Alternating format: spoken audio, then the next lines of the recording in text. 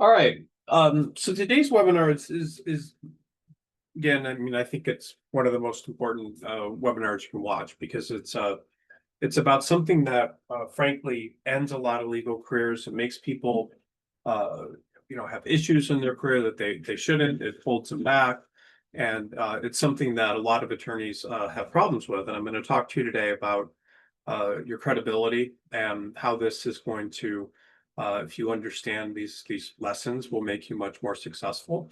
I just at the start, I wanted to when I was thinking about this, I was reminded that in the past, literally in the past 24 hours, I've let people go that were dishonest, and that sounds like a very high number of people, but I have lots of people in our company that work remotely, and people that work remotely, we record their screens while they're working, and we were finding out that people weren't working when they said they weren't charging us for it, and then actually in some cases working for other people at the same time.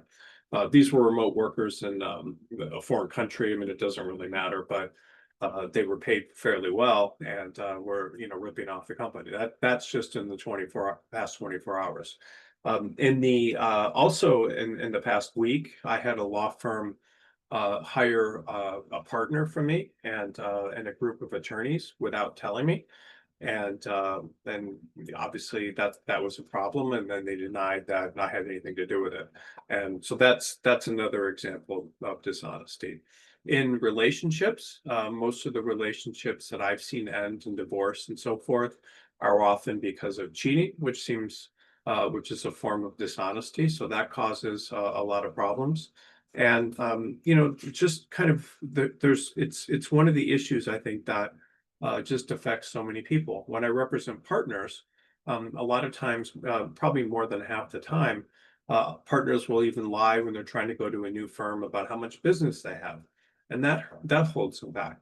So all the pain and all of the anger and things that people have is often due to dishonesty. If you read the papers every day, there's people that are being accused of doing something dishonest, whether or not it's a politician or a business person, and sometimes they go to jail. Other times things happen.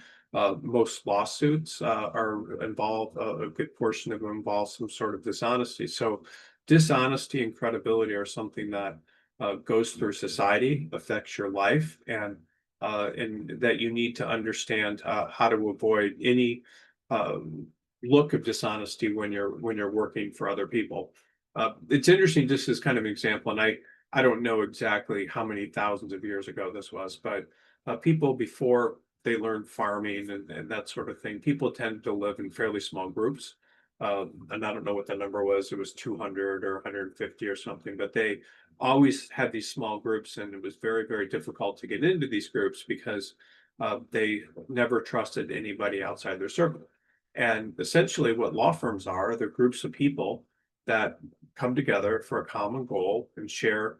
They're just like a tribe, and the people in those tribes are expected to be honest with each other. And if they're not, that creates problems. And attorneys are dishonest in law firms in all sorts of ways. They'll say they did work that they didn't.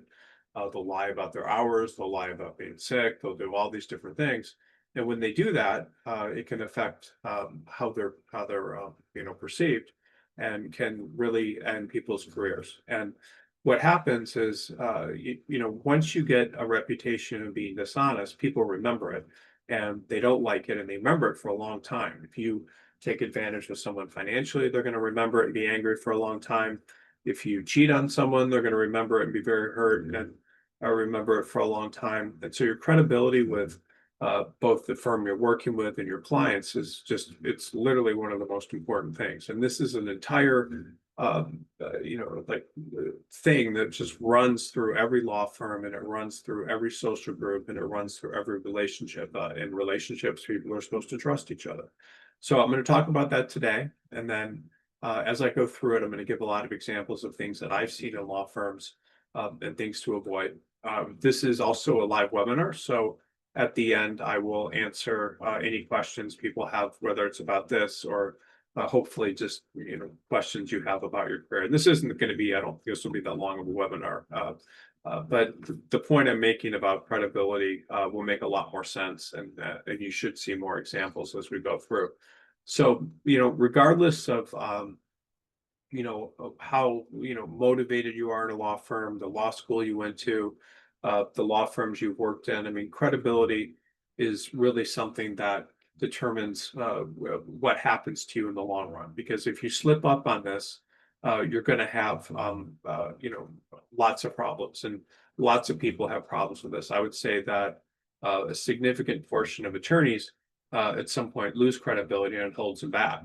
And lawyers often believe that they can play fast and loose, and when they play fast and loose, they may bend rules and things that in a way that's dishonest and they think benefits them, but it's not something that is sustainable. And no that what happens to people that are untrustworthy is they often will get away with it for some time, but after getting away with it for some time, they will always be caught.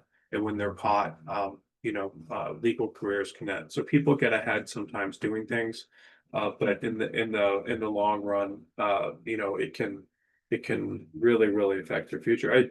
I remember when I was in high school, there was a guy that had gotten like a 1560 or something in his SATs, and he thought he could go and get a perfect score. So he went to the bathroom during the exam and like looked up some words in the dictionary, and then got like a 1580, and he told someone about it, and then it got word to someone in the school, and he literally didn't get into any colleges because the school told people about it. It was just one little dishonest thing that happened. I mean, I just see this all the time with legal careers ending, with people just having all these problems. When I used to teach professional responsibility in a law school, and when I taken in law school, I kind of thought it was sort of a blow off class, and but I've just seen so many, and so a lot of times people don't think too seriously about it, but it's something that ends like so many legal careers. I mean, I literally see it, several times a month where this sort of things happen, and it's very common for people to do this. And I would estimate that at least probably 5 to 10%, maybe more, people have long-term problems because of doing something dishonest and not credible, and the effects are just persistent.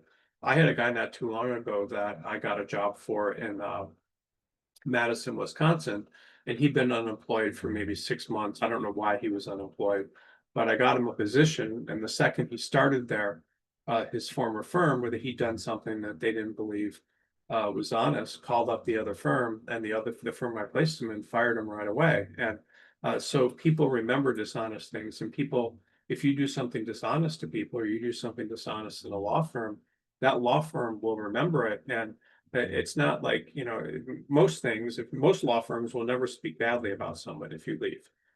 There's some kind of an unwritten rule in the legal profession that you don't really give bad reviews to people that have had problems in the past, or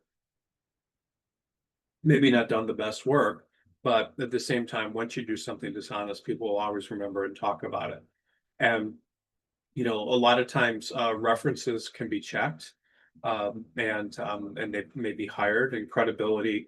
If there's issues with credibility, then people will remember it, and it determines the opportunities you have. If people trust you, then most of the time they're not going to say anything negative about you, even if there was problems with your work product, or you might not have been doing the best job and you were trying hard. That they're going to always get back at you if there's credibility issues. And so the need to do this may seem obvious, but it's actually very subtle. I was talking to an attorney just this morning, and he got hired by a firm and said he would work a certain number of hours. And then he got there and said, I don't feel well. I've been, kind of going, don't have enough energy and all this stuff, and didn't work enough hours. And so he knew that going into the job, and he got let go for that reason. So he represented that he could work a certain number of hours, and then he had some health problems that he had before he didn't disclose before he got hired. And then he said he'd been sick, and and they didn't like that and fired him. So shading the truth, many times failing to make important information known to a client or superior. I mean, they can just have disastrous results for an attorney's career. And I see dishonesty just like every single week, whether it's in my own company, people doing things like I told you, we let 8 people go, or it's in attorneys that I talk to, people that I have business dealings with. All sorts of things can have just disastrous results for an attorney's career. I've had so many people that I've encountered that have been dishonest. I mean, it's just absolutely amazing that people get away with this. But there's just so many people out there, businesses and all sorts of people that are dishonest, and it catches up with them. And I'm going to talk about that, how that how that works. But credibility, like lots of things can, you can do lots of things wrong. Like you can make significant legal mistakes. You can have other problems. But once your credibility becomes in question, it can really ruin your career. So you need to like think about that, like above all things, like why, what are you doing to be credible, and what are you doing to be honest, and how are you doing that? And it's literally the cause of most people losing their jobs and having problems is credibility, like just not being able to be trusted and just getting that reputation. It can happen very, very quickly. And careers like for that, they may not end. I mean, people can do sometimes other things, but in most cases, like if you do something that is considered dishonest, it may follow you. People will talk about that. They're not going to talk about other things, but if they think you're dishonest, they will often that will often follow you. So can you be trusted? And when your credibility is at issue, it's going to be it's something that's very, very difficult to regain. And so I'm going to talk about what credibility is and how it kind of applies in the legal career, and then I'm going to show you kind of how it operates and the mistakes people make, and then why it's important to maintain credibility, and then some of the reasons that people lose it. And they're things that you're probably not aware of, but I'll kind of go into them. And the whole topic of this webinar may seem kind of just something that's obvious, but there's so much, and that it requires constant attention, and maintain your credibility needs to be kind of the number one thing you do in all respects, because if you don't do that, you're going to get into a lot of trouble. And it's often like what I see is often the best attorneys that will lose the credibility, and they become very, very motivated. They think they need to bend rules and that sort of thing to get ahead. But just one lapse in judgment can like destroy your whole career. There's an example that I'll talk about later in this webinar, and I'm going to talk about it now just because I'm going to show you just how crazy this is. I was working with an attorney about several years ago, and he had lost his job at an AmLaw 100 law firm. And when he had lost it, he was like literally like 2 or 3 weeks away from becoming a partner. Like did very good work. People liked him. He had a lot of potential to bring in clients. He was just doing extremely well. And then he was unemployed. So I started representing him, and he'd done something that doesn't even seem that bad, but he'd been fired for it. So he came into work one day, and a partner asked him if he sent a letter the day before or the night before. And he said, "Yeah, I sent it last night." And then for whatever reason, the partner like logged into the system, and they saw like later in the day that he hadn't sent it the previous night. He'd sent it that day. And just because he lied about something like that, which probably isn't even that consequential, they fired him, and he lost his job.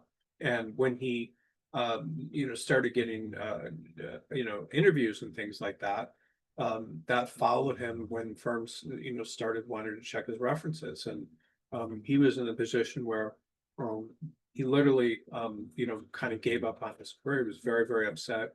I don't know what he did. I mean, he was from Louisiana or something, and he moved back there from Los Angeles and was just crushed by this. And But that's just one little lapse in judgment of someone that had been working really hard and doing good work for like 8 years.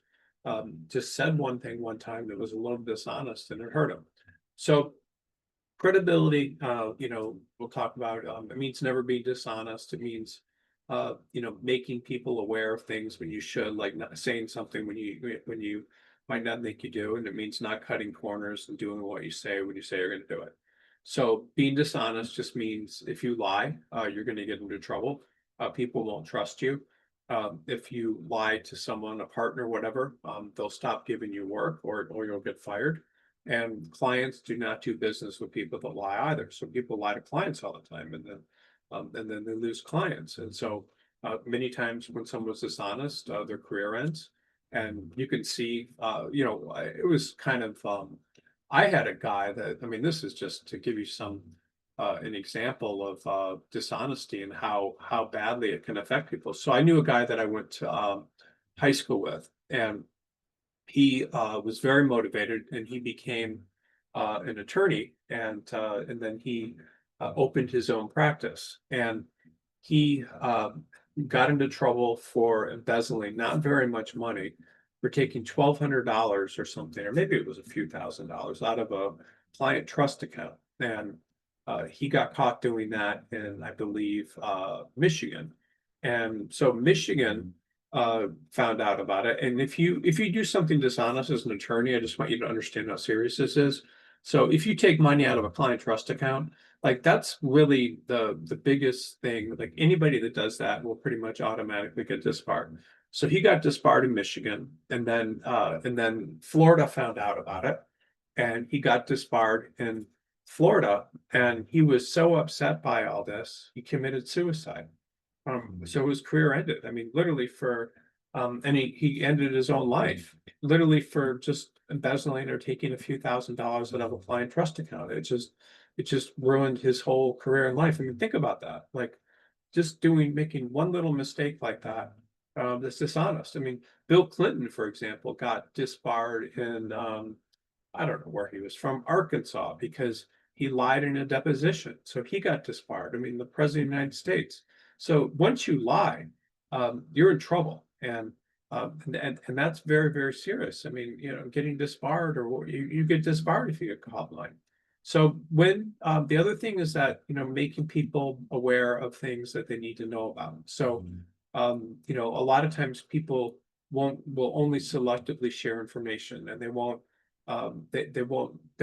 share all the information that they need. So as attorneys are advisors, and your task is always to make others aware of things that can either help them or hurt them. And so being able to not being able to disclose that stuff really isn't optional, because if you don't disclose things, then it can create problems. Clients rely on people to tell them about risk and things they can't see. And if you hide that sort of thing, it's going to erode trust immediately. So that means things like, I was dealing with a tenant that was suing me on a really kind of a junk, dishonest claim. But I'd done some things like by evicting them and things that I probably should have been more careful with, because it was COVID and there were all these rules and things that applied to tenants then. And I had an attorney, and he was getting ready to take the case to trial, and he would have made tens of thousands of dollars. But he came and was basically like, you have all these risks and this and this and this. And so instead of him being able to make this large fee, he came and advised me to settle it, which is, the job of an attorney. A job of an attorney is not to put your finances first. It's really to put the needs of the client. And had he taken it to trial and I'd lost and had all these penalties and things and had to pay the other side's attorney's fees, I would have been in trouble. So this can hurt people. A lot of times you hear of.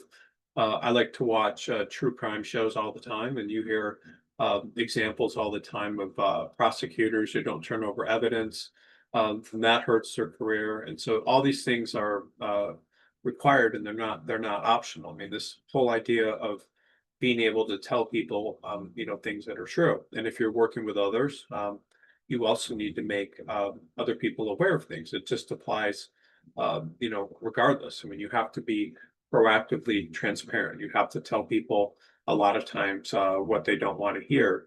That's true. You don't allow people to, to assume things that aren't true. So if you fail to do a certain assignment or something, your supervisors are aware of that. If you have done something that others should be made aware of, you need to make them aware of this, and you can't wait to inform them. I had a girl. This was just crazy. It was about 2 years ago, and she'd been at this AmLaw 100 law firm for like 11 years, and then worked really, really hard and thought she was on track to make partner. And but 3 or 4 years previously, she had someone had asked her to do an assignment, and she said she was too busy. And then whatever thing that was making her too busy went away, like the work that she didn't need to do the work anymore. And so she was told, I mean, this is incredible. She was up for partner, and so she went into this meeting where they're going to discuss her potentially being a partner, not a partner. And they said to her, even though she'd done really, really good work, they said, you turned down this assignment, but you didn't work, more than 40 hours that week that, it was given.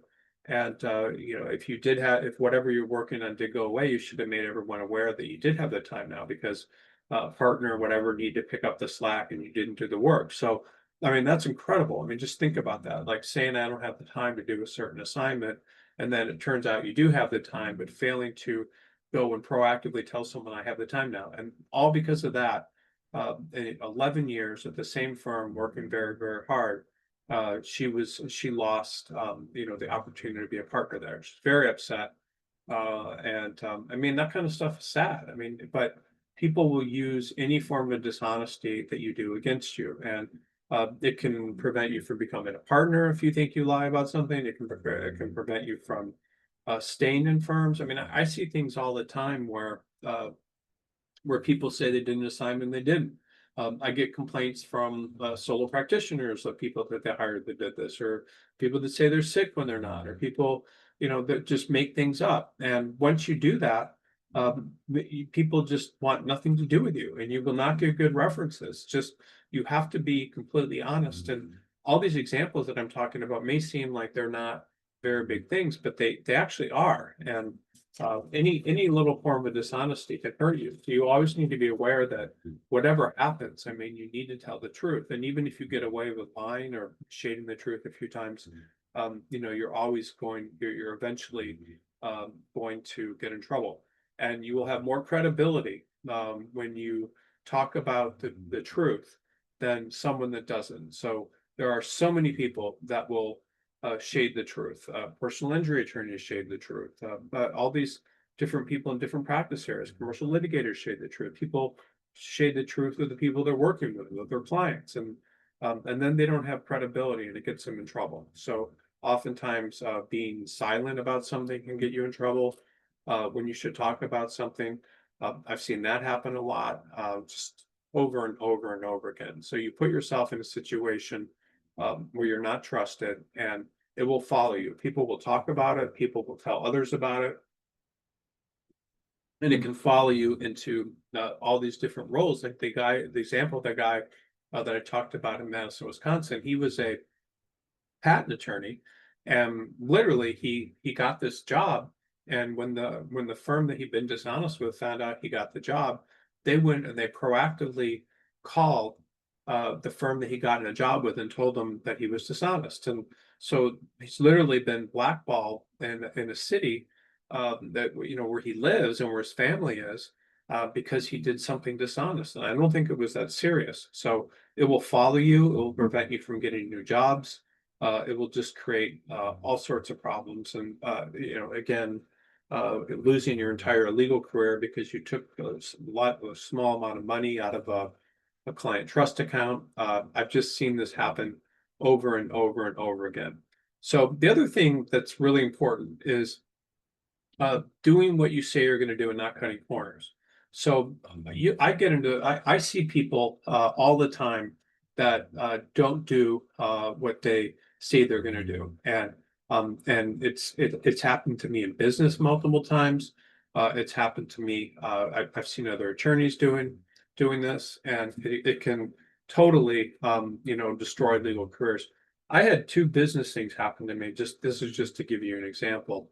I one time years ago, 15 plus years ago, I had a large advertising contract with a publication, and I negotiated exceptional terms with them for what I felt like were good terms. And when it came time for them to fill it, they said, "There's no way we're going to do all this. It's too much."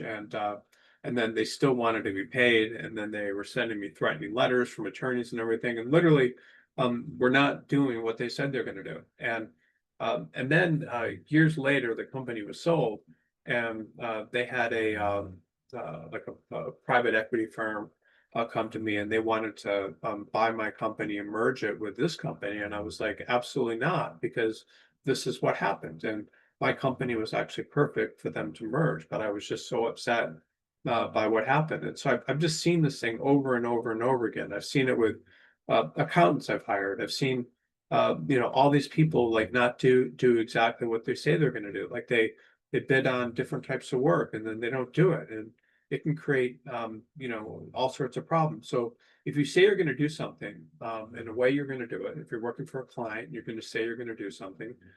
You need to do exactly what you said you were going to do, and you need to follow through and do it. And a lot of times people will try to get out of doing what they said they're going to do, and that can create all sorts of problems, and it will follow you. And if you can't be trusted to do what you say you're going to do, it's going to send all sorts of negative messages to your employer. Being reliable and doing what you say you're going to do, gives you a lot of credibility. If you're trusted, then people will trust you to do bigger things, and you'll continually get more and more work, and clients will trust you, and you'll be doing very well. And there's always excuses for things, and the attorneys that get into the most trouble, especially as associates, will make statements and things that they're going to do something and they won't do it. And people will promise clients are going to do something and they won't do it. And it happens in personal relationships. People say they're going to do something and they don't do it. And people remember that. I mean, that's not, that hurts you. And so if you can't be trusted, then that's a problem. So you need to have a reputation for doing exactly what you said you're going to do when you said you were going to do it. And over time, being able to do that is going to make you much more successful than people that don't, because people will trust you. And when people trust you, they know that that they can, that you're solid. I was reading about Warren Buffett. He did this major merger. Like he bought this company for large amount of money, and the company had literally gone to him, and the CEO had just told him in general terms what the numbers were and what their sales were and what Warren Buffett was like, no problem. And he ended up merging the company with them just because he trusted him. And so it's just something that will protect you over time. And a lot of times people will also cut corners when they do work. So they'll be told to do a certain type of thing, and they'll cut corners. And if you cut corners, that's also going to signal you can't be trusted. So, are you cutting corners in your work? Are you are you doing things the best way they should be done? So people want to hire people that are not cutting corners. And so I was talking to a partner in a firm. I was talking to a partner in a firm just yesterday, and he was talking about associates that he hired, and he told them to they were working on trust and estates matters, and he basically said to these basically when he would hire an associate, he would say, I need you to return in work that doesn't have typos and problems with it. And so they would say, no problem, and would hire him. And then he said that he kept running into the problems where he would hire people and they kept turning in all this work that had issues with it, and they worked through things too quickly, and that made that was a credibility issue. I mean, they told them that they wouldn't be making any sort of errors, and it's not that hard not to proofread something, but they weren't. They were cutting corners, and so and that was very upsetting to him. He'd hired multiple people that were doing that. So you can't cut corners. I mean, if you're turning in a certain type of work, then I mean, if you're turning in work that's not good, that's also a credibility issue. People just you're cutting corners, and so this not cutting corners will help you. Being consistent in your work, and if you're consistent in doing thorough work, I mean, then that's actually going to help you in the long run. You'll keep jobs, and and if you don't cut corners in your work and you do the absolute best job you can on everything you're given, in terms of thinking through issues and making sure work is done really, really well, then you're continually going to get more work, and that's going to help you. So, and this whole idea of cutting corners is actually very, very important because most attorneys, like not all of them, but a lot of attorneys will cut corners, and they'll cut corners to do something in a way that saves some time. They'll cut corners in a way just basically because they don't feel like going in depth with something. And so the attorneys that cut corners are actually the ones that aren't the best attorneys. The best attorneys, usually at the largest law firms, don't cut corners. And so because they're not cutting corners, they get better results. So being able to not cut corners is a very, very important thing.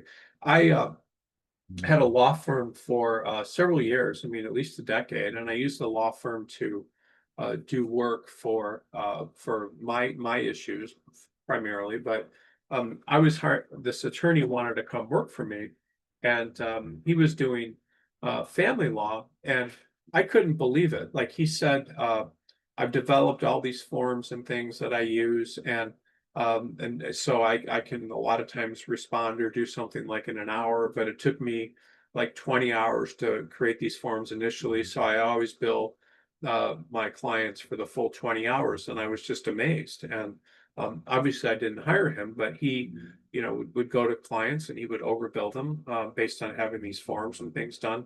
And it's just not good. So these are like, there's so many people out there that do very incomplete work. When you do incomplete work, it's going to destroy your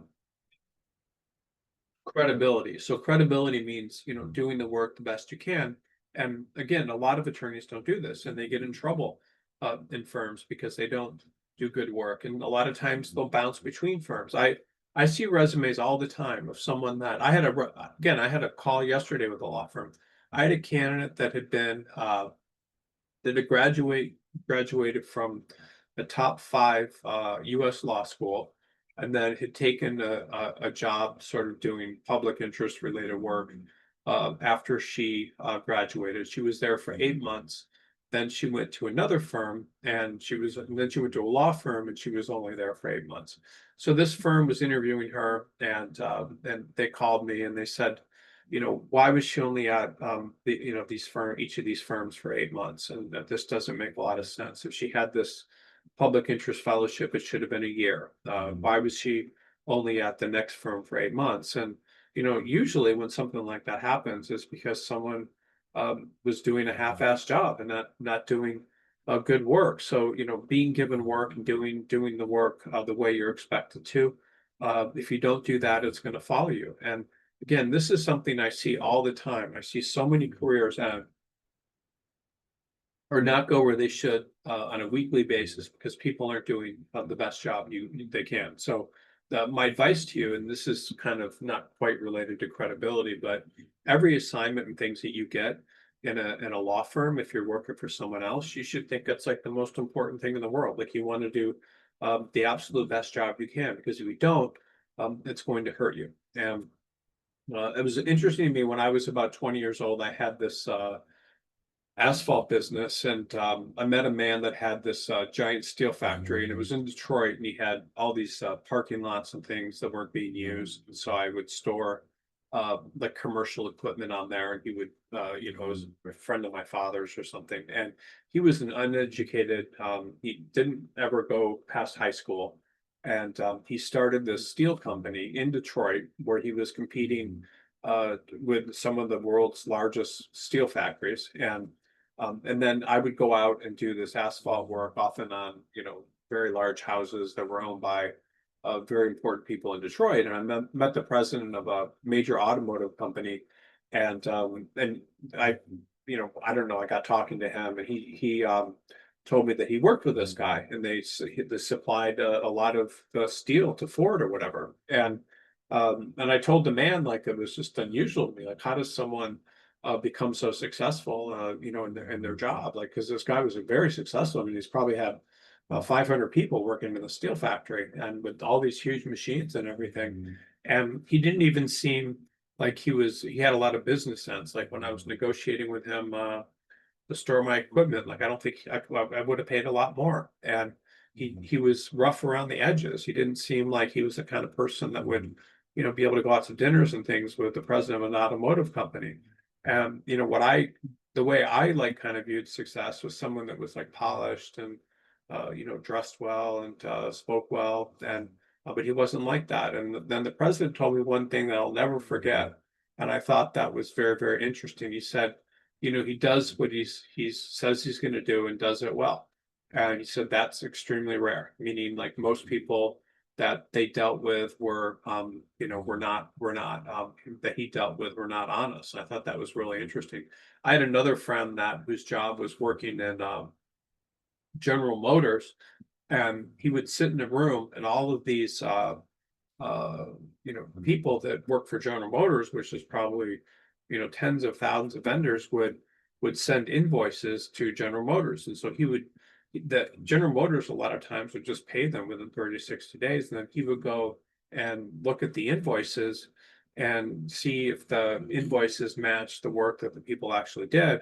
And he said that, like, quarter of the people that were sending invoices, the invoices were dishonest. They were just making up numbers and sending these invoices, and that didn't match the work that they did. So I mean, it's very persuasive. I mean, very widespread, this level of dishonesty with vendors, with all sorts of people. And so if you do what you say you're going to do, you do it consistently, then that's very rare. It's rare in the business world. It's rare a lot of places. It outperforms, like, however polished you may be, your pedigree, all this sort of stuff. I mean, it's actually one of the most important characteristics, because if you have that, then people are comfortable with you and they trust you and they give you more and more things to do. And lawyers don't do this a lot of times with their clients. They overpromise and underdeliver.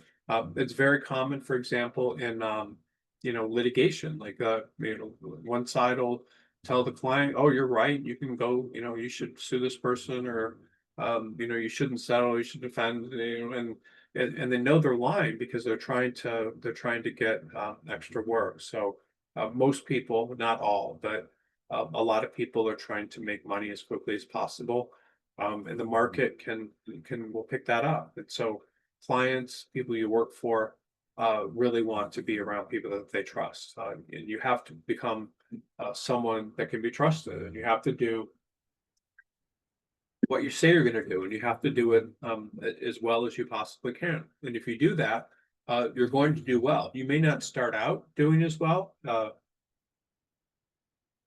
but over time, excuse me, getting that reputation is going to help you. So here are some of the reasons to be credible. The first thing, it actually makes you human and more likable, and I'll talk about that.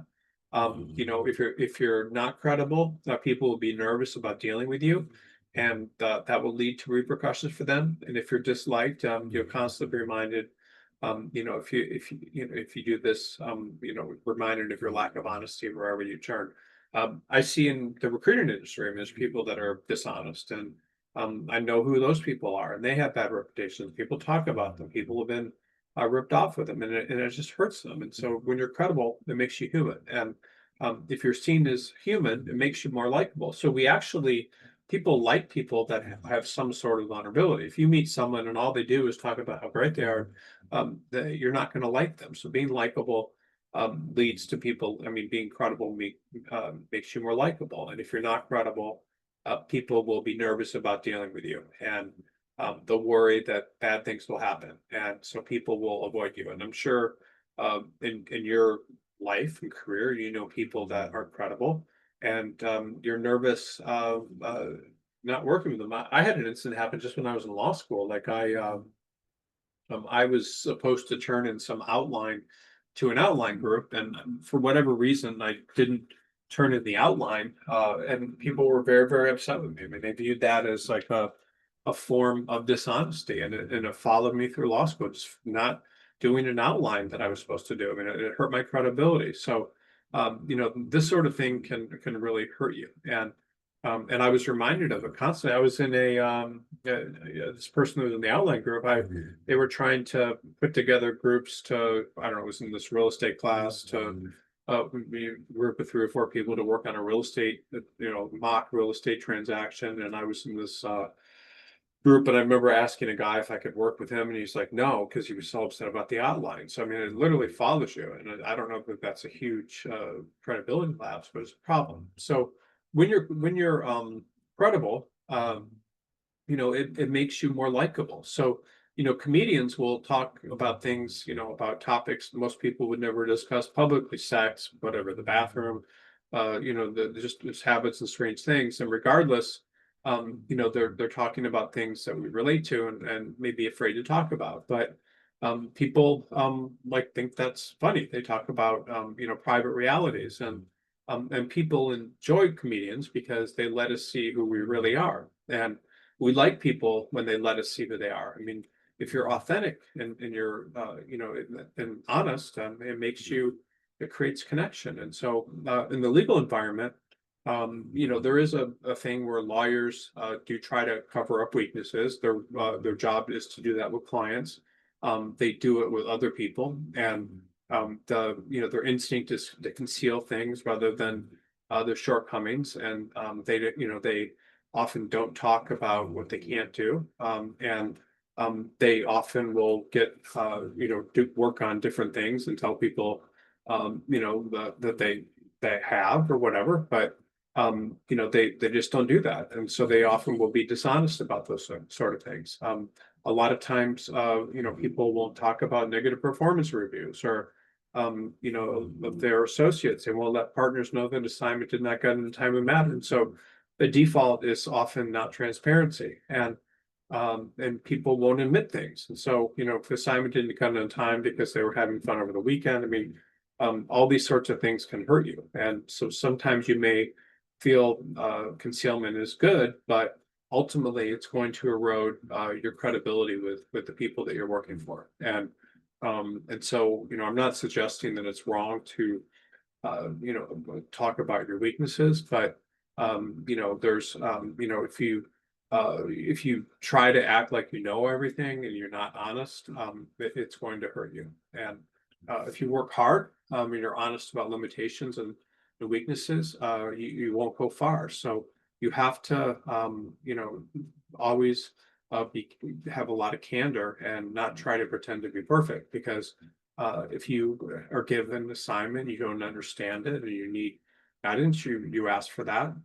If you don't understand something, a lot of times it's okay to be vulnerable, but it's going to make you ultimately, um, more likable. So, what I've seen is the most successful attorneys, often they're not that arrogant, and they don't come across as that confident. They're often very honest about their limitations.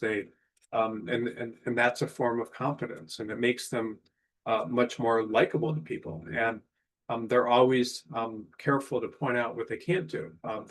If they can't do a certain type of transaction, or they can't do a certain type of thing, they will tell people what their limitations are, and that actually makes them more trustworthy. Attorneys that tell a client they can't do something and help them find another attorney are credible, and people that are credible, it goes very, very far, and it replaces, it's much more people that are trustworthy with clients. People that are trustworthy with the people that they're working for are going to do much better, and it just in the long run. And so just acknowledging your limitations, and that will give you much more long-term credibility. I see attorneys all the time that that get hired, and when they get hired, they tell people they can do a certain type of transaction or they can do certain type of litigation, and they can't. I had an attorney that I spoke to a law firm about on Monday, and the law firm, the partner that was interviewing him, he had asked him if he could do a certain type of transaction, and he said yes. And then he started asking him questions related to that transaction, like different laws, or I don't know exactly what it was, and the guy couldn't really talk about it. So he didn't say that he said that he could do something, but then he couldn't. And so he didn't get hired because he just basically wanted to get hired so much that he lied that he had expertise doing this sort of transaction when he really didn't. So, and this was a pretty good job. He was going to pay like $250,000 a year or something. So he wasn't honest about that, and it hurt him. And he didn't get a job, and he was a senior attorney with like probably 10 years of experience. And so that hurt him. And all he had to do in the interview was say, I know about this generally, but I don't know about it that well. And he would have been fine. The guy would have said, okay, well, you can learn about it. But because he said he could do something that he couldn't do, he ended up not getting the job. And this was a guy that actually really needed the job. So he thought that going in and lying about his expertise and so forth would hurt him. And attorneys do this all the time. I see not on a weekly basis, but at least a couple of times a month where an attorney isn't honest and they don't talk about their limitations. And in almost all cases, people can learn something related to their practice area. But if they're not honest, that's going to hurt them. And so when you like people, most people that you're friends with, most people that you like, if an actor's in a movie or a show and they're showing their vulnerability, and your friends are showing their vulnerability, we like people. It creates connection, and we want to know that we can trust the people that we're with. And so it's just you have to understand the people that you're honest about your limitations. People will actually like you much more, and it will help you if people identify with people that have limitations and that are honest, and that creates a bond. And so you need that. And so you're going to have stronger relationships when you're honest about your limitations. You're going to, if you don't understand something, that's going to, then you have to be honest about it. And going into interviews and so forth and lying about this stuff is not, it will hurt you. And, it'll hurt you, more than anything. I mean, just being honest about it. This is, important too. Honest about your limitations, honest about not understanding something, oftentimes, and then knowing your constraints. So when you're honest, about different limitations and things, people will feel that you're going to be honest about anything, and they will trust you, and that's going to increase your credibility, and it's going to compound. The more and more you're honest, and again, this is one of the reasons that people lose jobs. And so when you're honest with other people, they're often more likely to open about you about their limitations. You will create stronger bonds with people, and you'll be conceived as truthful. If you're not honest and you say you can do everything and so forth, then that will ultimately turn people off. So just remember to be candor. And if you don't understand something, saying it, not trying to act like you can do everything, because if you do, it's ultimately going to hurt you quite a bit. So, and the other thing is, when you're not credible, then it's going to have negative results. So I talked to you earlier about the partner, the attorney that didn't send a letter, and that hurt him. And so, he is quite a bit. So saying you sent a letter, just if you lie about anything related to your work, it's going to always hurt you. And so it may sound very simplistic, but this is important. I mean, if you lose credibility with a partner, like they're not going to give you any more work, and they may fire you. And if people act on false assumptions, meaning you tell them certain things happen, they didn't, they won't want to work with you. It's just one mistake doing that can hurt you. People lose clients because someone's dishonest with the partner, thought something was done and it wasn't. So you can damage people around you when you're not honest. And so I see this all the time, and it's something where people lose credibility in their firms, and it hurts them, and it has long lasting consequences.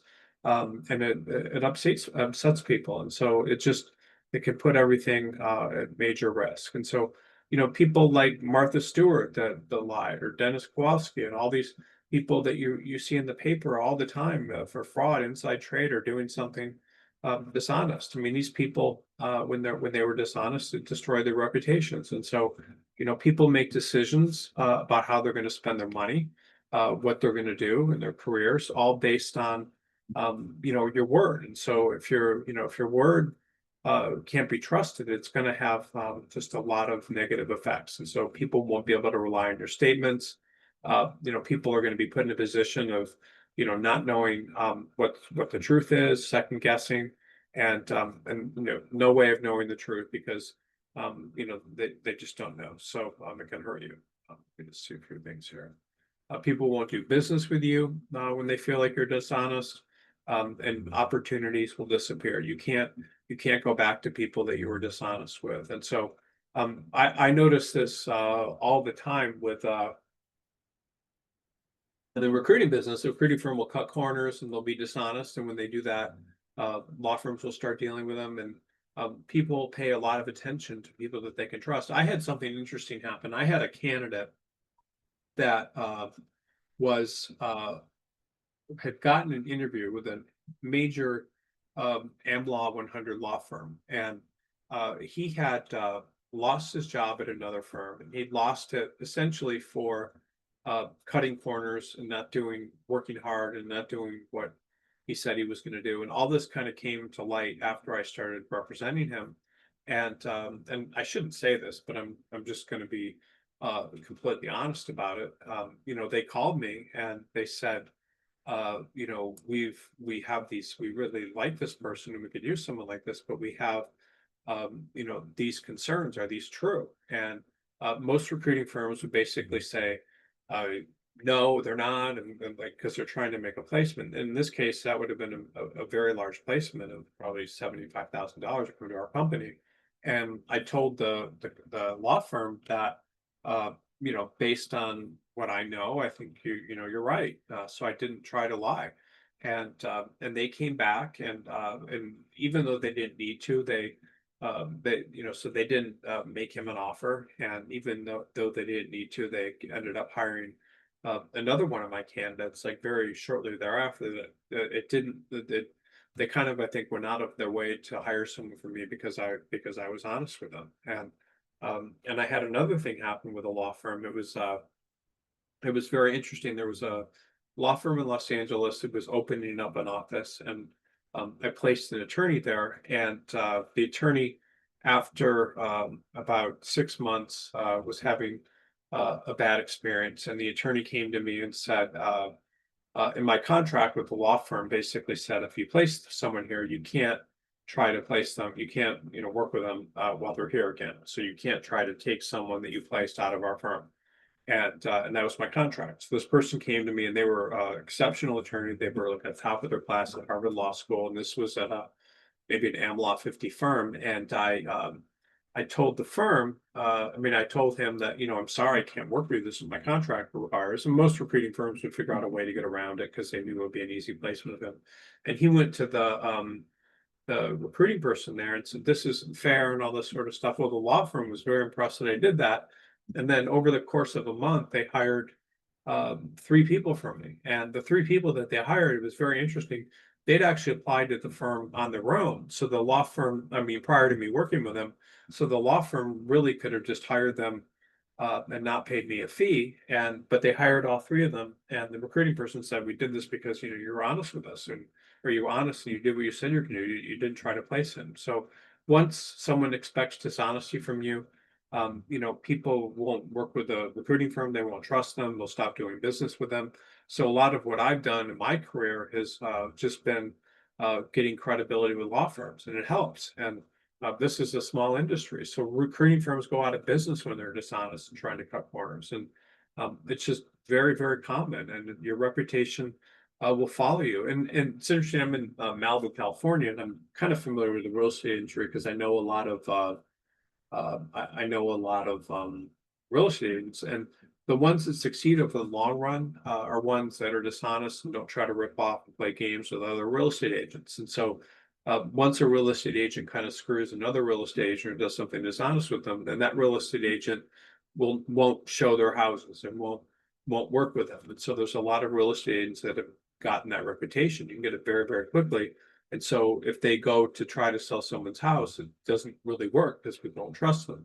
And so it's kind of the same thing, in any industry. Like that's a small community, but there's real estate agents that just get a bad reputation for screwing someone over once, and then that follows them. So if you want others to deal with you, you have to have credibility. It's really extremely important, and without it, nothing else matters. And so if you lack credibility, the other thing that happens is that you think about you did something and you're going to get away with it, and you'll be fine. And it's kind of the short-term win. But when you lack credibility, you're constantly going to be reminded of it. People will it will come up again and again. Every interaction you have, you'll be reminded of it.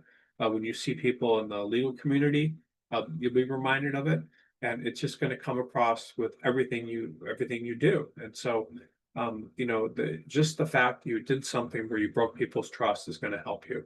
Lying, like I talked about, even small lies. People that call in sick and really aren't sick, and the law firms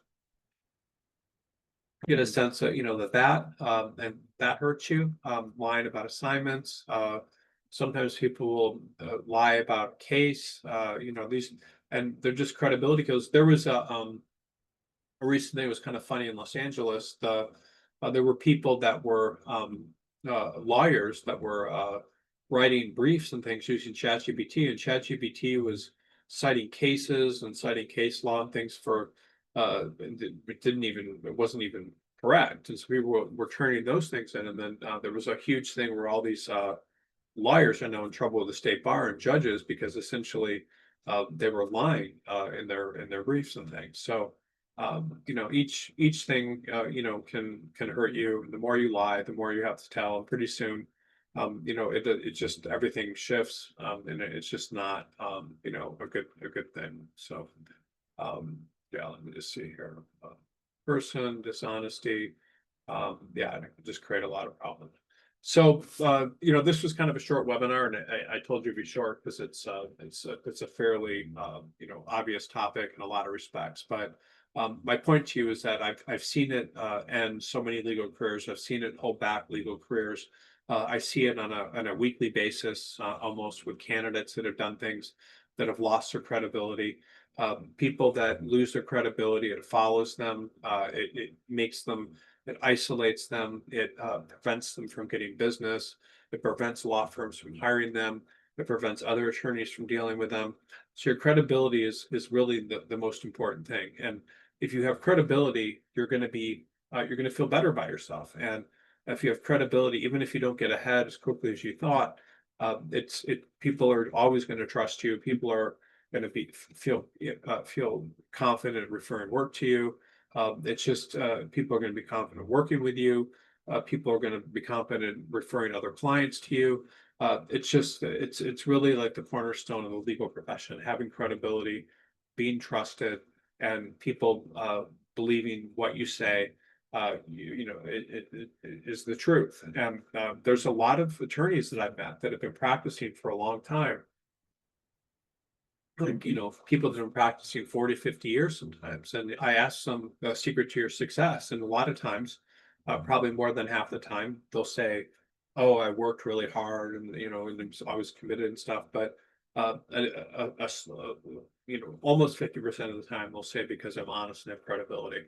And that's what keeps careers going. Your career, if you don't have that, will shut down usually fairly quickly, or you'll always be limited. And it just, credibility follows you. Credibility hurts your career. Credibility, in just so many respects, can hurt you in a professional and also your personal life. If you're not credible in your personal life, that can create problems. And if you cut corners, that's a credibility issue, because you're not essentially being able to be trusted to do the best job you can. And just trying to do good enough is, it becomes a brand you can't run. One final point that I just want to bring up, and I think this is a fairly important one just to think about how you think about yourself and how you think about your career.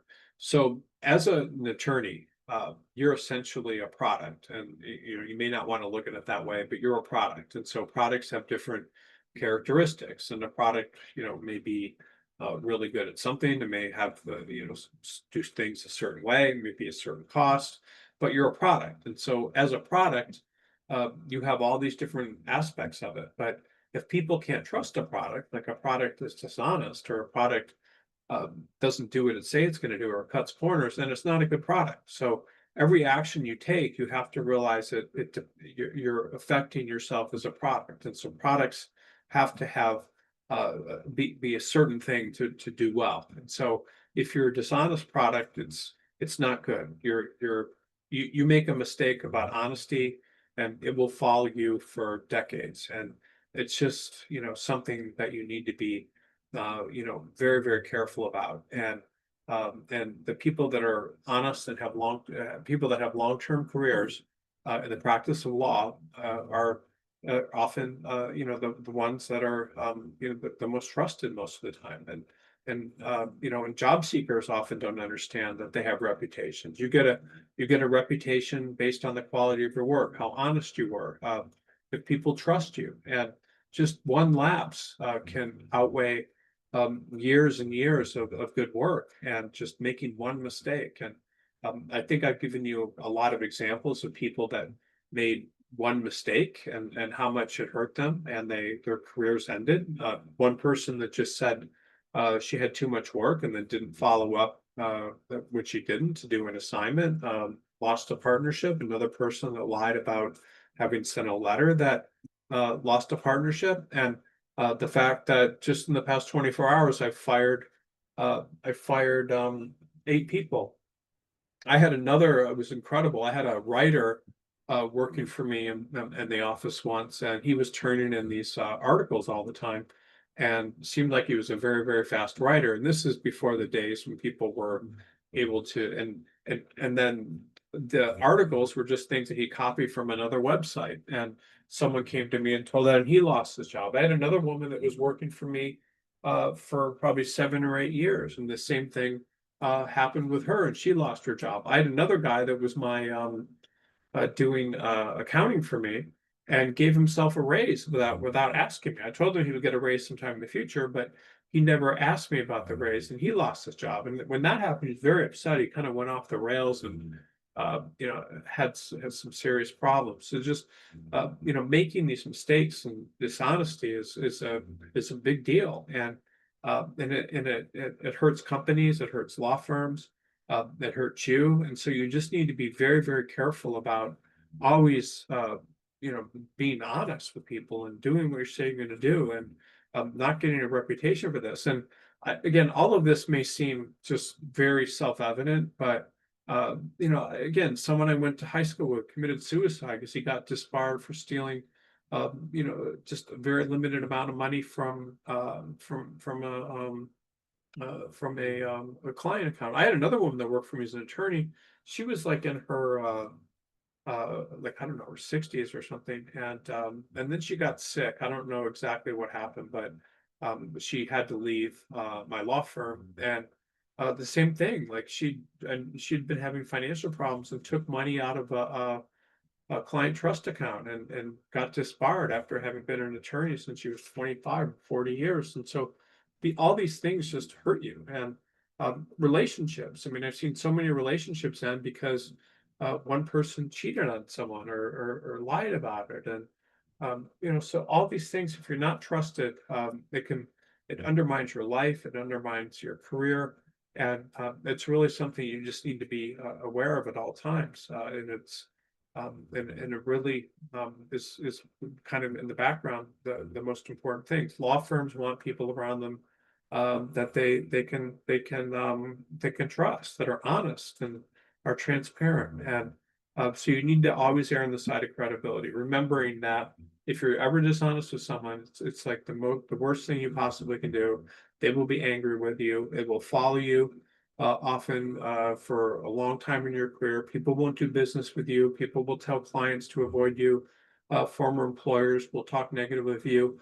like just because of making mistakes related to dishonesty. I mean, some of these stories that I've heard are just incredible. Like I had one guy that I represented early in my career, and he had I mean, it's kind of a funny story, but he was a partner in a law firm, and then he got a position with the SEC in Washington D.C. So he gave up his partnership and went to be a commissioner with the SEC. And then it came out, I don't know how it was discovered, but he married some woman in Washington D.C. when he was still married to a woman in Los Angeles, and that's a form, I guess, of dishonesty. He lost his commissioner job. No law firm in Los Angeles would hire him because that was looked at as a form of dishonesty. And before, I mean, I ended up placing them, but for 7 or 8 years prior to all that happening, I mean, he couldn't find a job and no one would trust him. And I ended up getting a job in another state, but and he actually ended up doing quite well. But just these dishonest things hurt people. I mean, their lives, and they go to prison.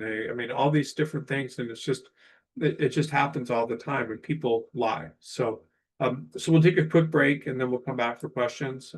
And you can ask anything you want about this particular presentation, or you can ask questions about anything related to your career.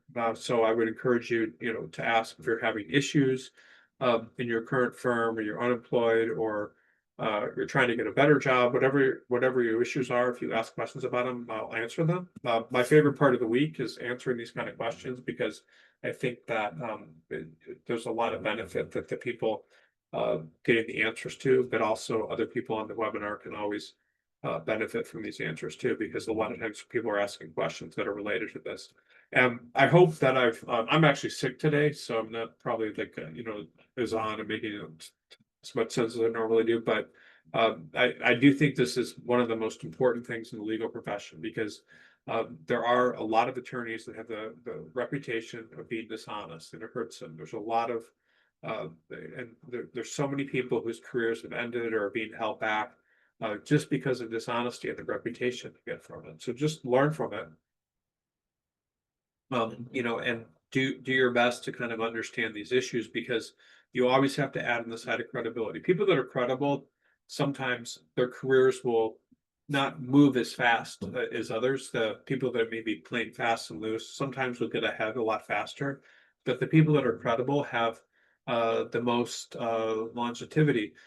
There's something kind of interesting, that I've seen, and I don't want to go. I guess I'll talk about it just uh, kind of real briefly. But this whole idea of credibility, I years ago there was this guy that had this. I thought it was a job site in Florida, and it wasn't a job site. He had a site where he would advertise things like $30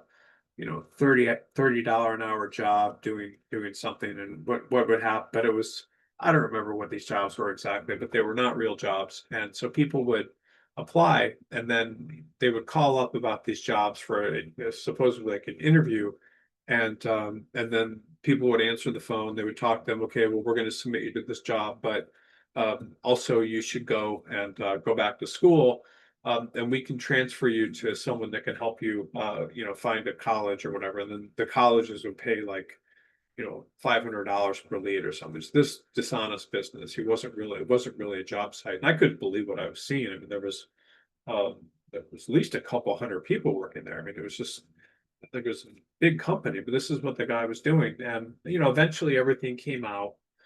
He got in trouble, like the company shut down, and no one would work with the guy again. Same thing. I mean, I think the guy killed himself. I mean, all because of dishonesty. I mean, it's dishonesty just eats people up. I see it just so often, and the people I see it with, I mean, a lot of times, I mean, I don't know what it is, but they get sick and they die. I mean, a lot of them. It's very it's very interesting. I don't know why that is, but I think maybe when you're dishonest, it eats up at you and you feel badly by yourself. I don't know what it is, but it's a big thing, and I'm sure that you have seen examples of it in your practice. And it's literally, if you are able to maintain a good reputation, and even if you're not don't aren't moving as fast as other people, you will have an exceptional legal career over the long run. So we'll take a quick break, and then when I come back, I'll do questions, and then yeah, and I'll stay as long as it takes to answer Ed's questions. Thanks.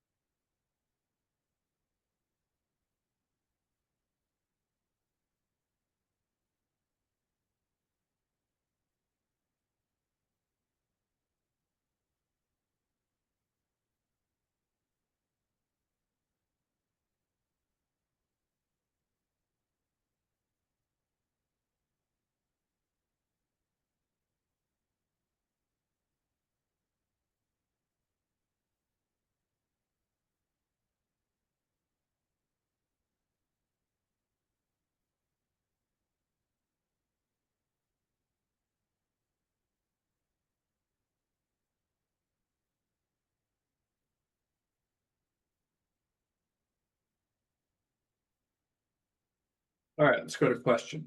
Second here.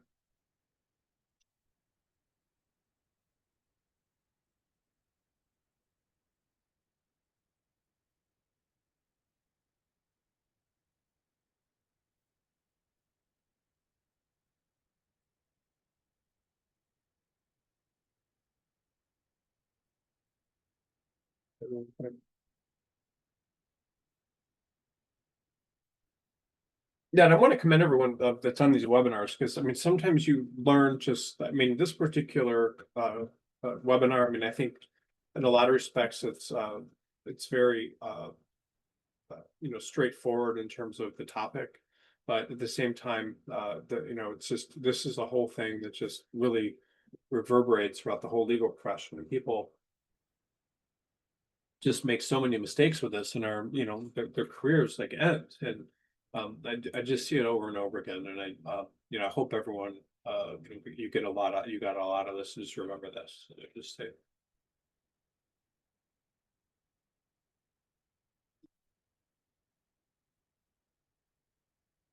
okay, so here's oops, sorry. 1 second. Okay, so first question. Okay.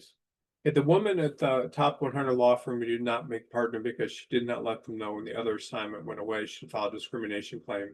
That was horse manure, and it demonstrates I'm a little reluctant to apply to big law because of petty mean things like that. Well, law firms will often justify something that they might ignore otherwise, if they're just trying to, if they don't really want to make someone partner and not give them any reason. People will do that when they lay people off. I mean, it's not to say that that was the only reason. It was just probably they just wanted to make up a reason. They might have overlooked it, had they had a lot of work or whatever it was. But this is a good question about filing discrimination claims.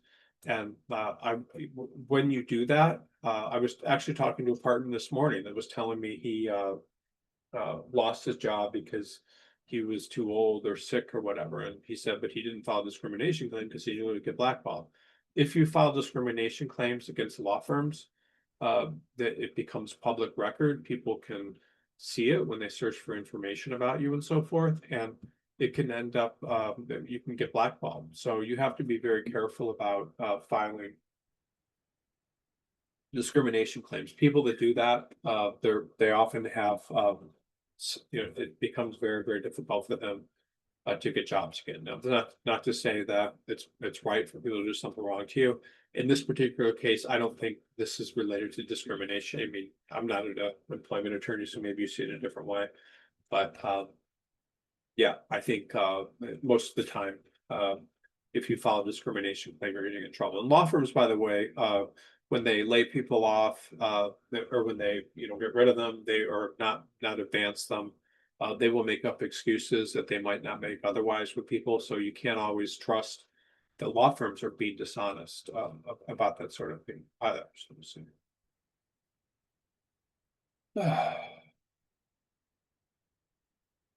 does credibility matter more to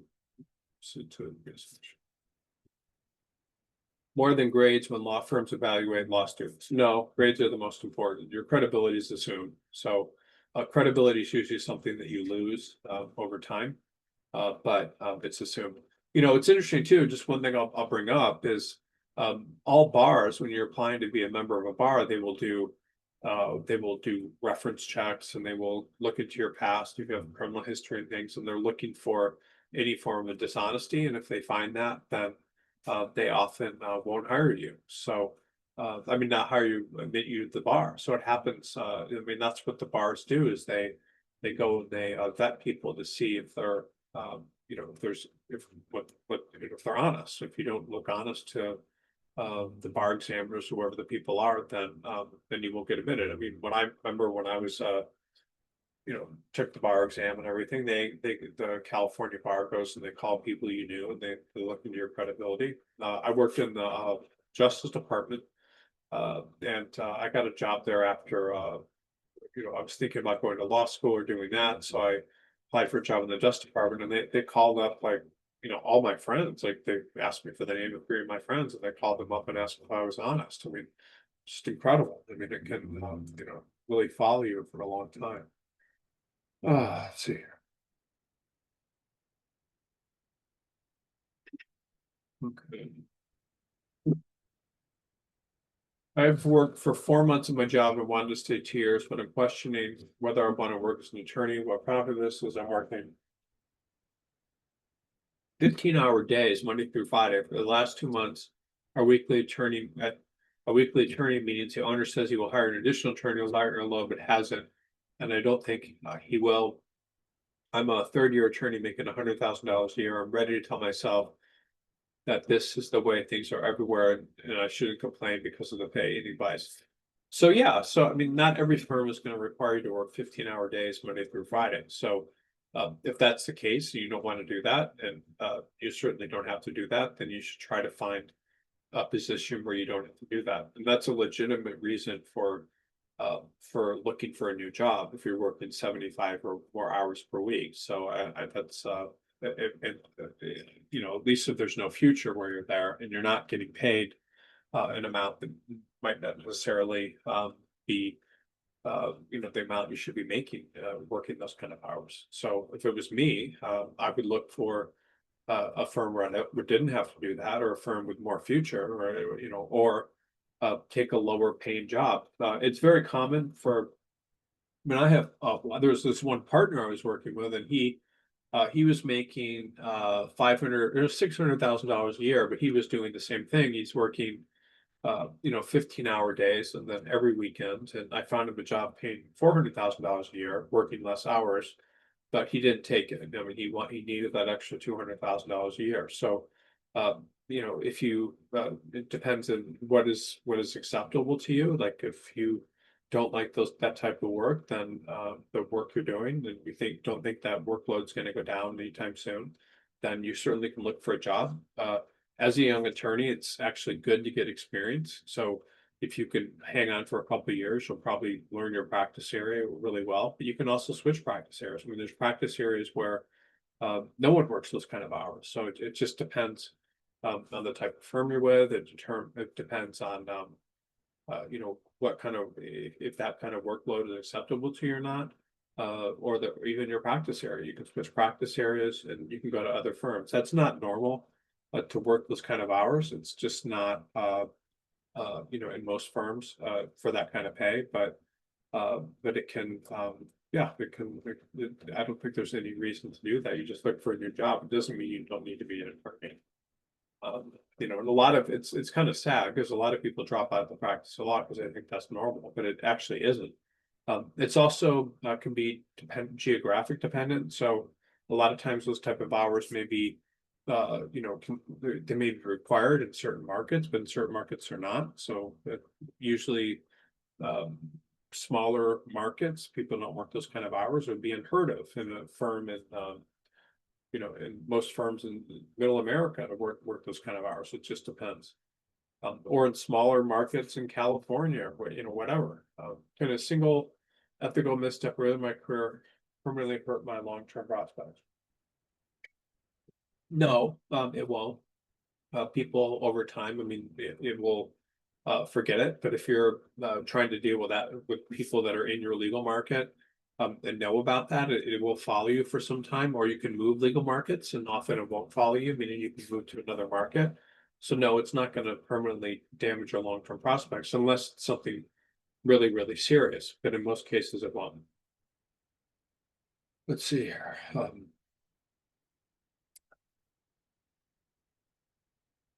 Does staying silent when I see unethical behavior in the firm hurt my credibility in the long run?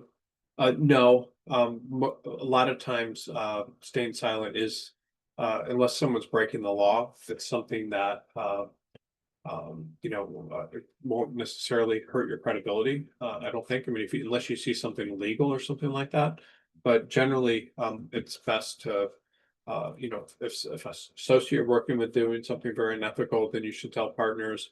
The partner's doing something unethical. It's not really unless it's going to affect your bar license. It's not really something that you should get involved in. I see people all the time that take jobs like they're inside a law firm, and then they take a job in house. And when you go in house, like a lot of times companies are trying to bend rules to get things done so they can make money, and attorneys come in and they will say, oh, it's unethical, and to the CEO or whoever they're working with, and they will lose jobs even though they're just trying to bend rules, and then they will be unemployed. So oftentimes, if you see something unethical, then it's best for you to not say anything. And if sometimes there's firms you would go into where everybody's kind of being unethical and then you leave. But if you call out other people's unethical behavior, a lot of times then they're going to come down on you. So you need to be very, very careful about calling other people out for unethical behavior. So, what actions during internships make law firms view law students as credible future hires?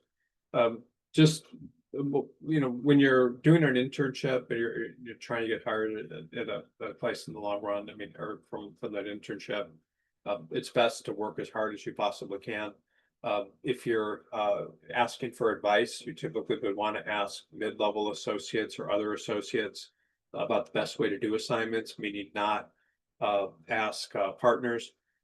So your credibility just comes down to simple things like working the hours you said you're going to work. It's about looking like you're trustworthy, that you work hard, and then we'll be honest in terms of your work, and then doing good work. I mean, just really some of the most important things. But being in the office, when you say supposed to be in the office, working the hours, long hours, not long, being someone that looks like you're going to work hard, are really some of the most important things as an internship. So here,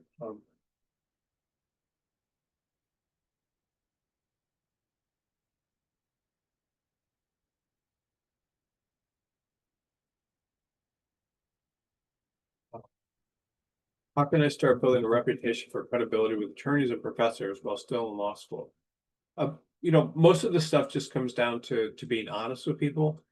So if you're dishonest with professors, meaning I don't know, you're dishonest with people. I'll tell you an interesting story. When I was in law school, I couldn't believe it. This is at University of Virginia Law School. There was this legal research, and I don't know what it was. It was some sort of kind of blow off writing class that everyone needed to take before it was something about legal research and working in the library or something. And it was kind of a blow off class that everyone took their last semester. And this is an incredible story. I still can't believe it. That everyone took their last year of law school, and then you had to write a paper about something. I don't remember exactly what it was. And the year before, when I was second year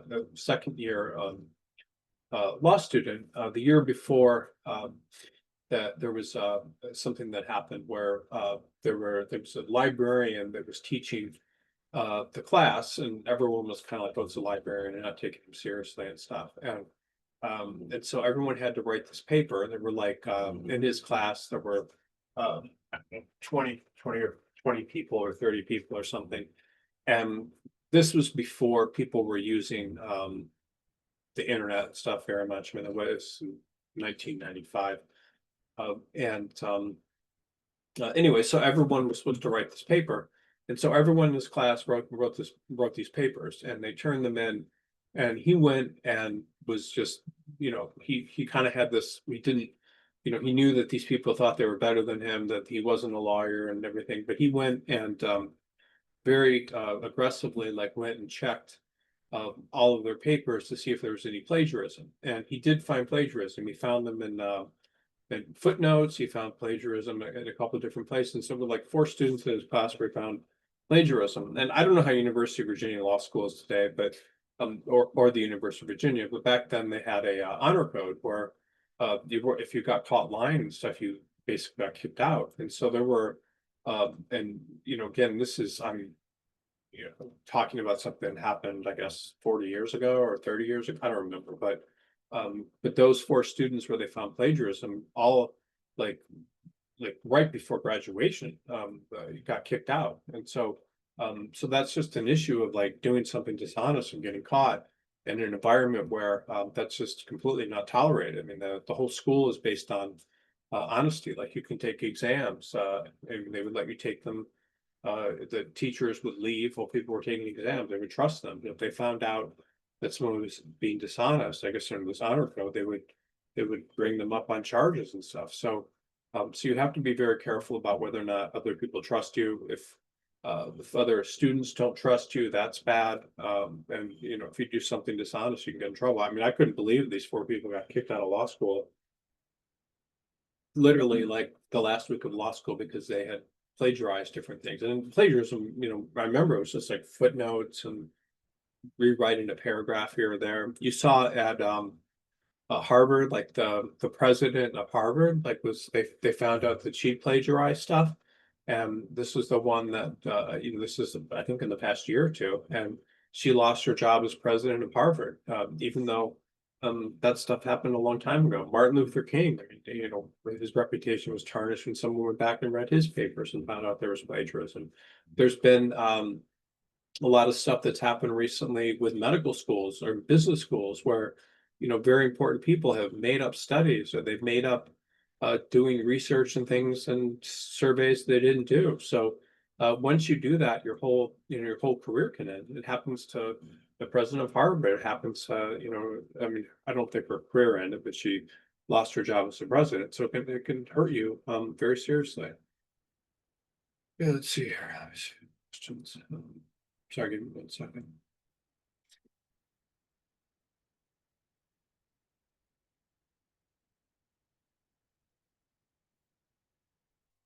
Okay, so what are the signs that my reputation inside of a law firm is damaged, and how can I rebuild it? Okay, so that's a good question. So inside of a law firm, everyone has a brand. So your brand inside a law firm will be if you're doing good work, if you're billing a lot of hours, if you're not pissing off other partners, and if people are giving you work and not giving you work. So the reputation in a law firm, the biggest sign that your reputation is damaged is that people stop giving you work. And if people stop giving you work, that's a big problem, meaning you're not going to get hours, or if people are not giving you good work, like you're getting work that you don't want to get. If you do work for a partner and then the partner doesn't give you additional work, if you do something stupid that just gets back to the firm, it could be in your personal life, then your reputation might get damaged. And so if your brand is damaged in a law firm, you certainly can rebuild it by working hard and doing better work and billing more hours, whatever you can do. But many times when people's reputations inside a firm are damaged and their brand's damaged, you can learn from those lessons, and then you can try to move to a new firm. But yeah, I mean, if you're not working hard, if you don't look like you're part of the team and you're not doing good work, or you're being dishonest about things or not quite honest, then your reputation's damaged and you probably should leave. Can you rebuild it? Yes. I mean, you can rebuild it by doing the opposite of the things that damage your reputation. But everybody inside of law firms is fighting to have the best reputation and the best brand. And so you are a brand. You need to just think about that. Like if you're a brand, would you be the brand that you choose? Are you the best brand? And so everybody is a product and everybody's a brand. So you need to have the best possible brand you can. And you rebuild it by learning from your mistakes and getting better. And you can rebuild it all the time, but you need to make sure that that you whatever you did wrong, to damage your brand, you fix. And people a lot of times early in their career will make mistakes and their brand's damaged and they can rebuild it. But you need to take feedback. One of the things too for young associates, especially in large law firms, I mean, it's very difficult going in and learning how to do very good work from the start, understanding the expectations. So people will make mistakes when they're young that they can correct in the law firm over the long term. But you need to make sure you always have the best brand you possibly can. If you can't, if you don't have a good brand, you can either try to fix it, or you can move to a new place where you can start from scratch and build a brand there. Okay, how can I build a strong reputation for credibility when I work remotely and have limited face time with partners? So people that work remotely, how do you build a reputation for credibility? You are always available, so you are responding during work, and maybe when when you know that other people, partners and stuff, are probably likely to work, that you're available outside of work, that you're always responding, that you're doing the work, you're doing the best you can, turning it in on time, that you're honest and you're not lying. I mean, one of the biggest ways that people that are working remotely have start having a poor reputation is there's unavailability. Like they're supposed to be working, someone tries to reach them and they're not. Someone you're working when you say you're going to be working. So a lot of times people that are working remotely will take time off during the day when they maybe should be working. They'll do something else because they don't think anybody's watching them. But if you get caught doing that, that's going to hurt you. Your credibility will be very good if you are, doing good work. Your credibility will be very, very good if you try to make instead of working remotely, you try to go to the office at certain times or spend time wherever you're working. I know a lot of firms, people get jobs working remotely all the time.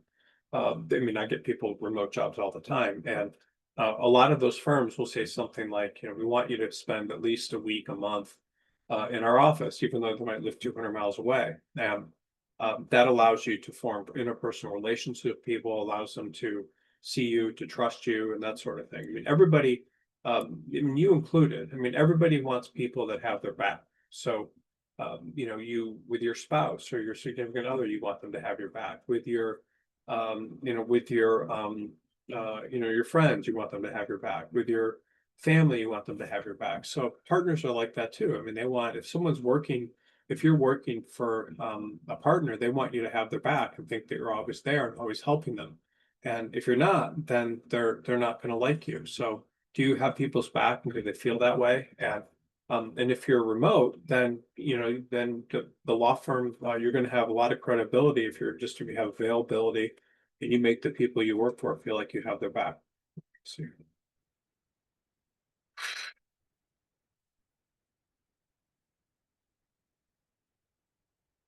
next question.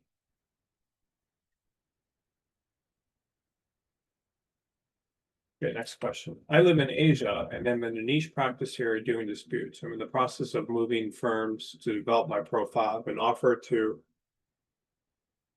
join a domestic regional firm, which is top ranking my practice area, to mix of front end and disputes works, which make my practice more holistic and provide a relatively clear pathway to partnership. I also have an offer with one of the biggest international law firms in the world, which will allow me to do different types of disputes with very good compensation, but the partnership will be highly competitive in the future. I'm leaning to the latter for the exposure and platform as they do the kind of work I want to do, explore energy projects, but I'm afraid it will dilute my specialty. Appreciate any advice you have. Okay, let me just yeah, so I think that's a good question. And I deal with a lot of people, or at least over the course of my career, I've dealt with a lot of people in Asia that have gone to work in major international law firms.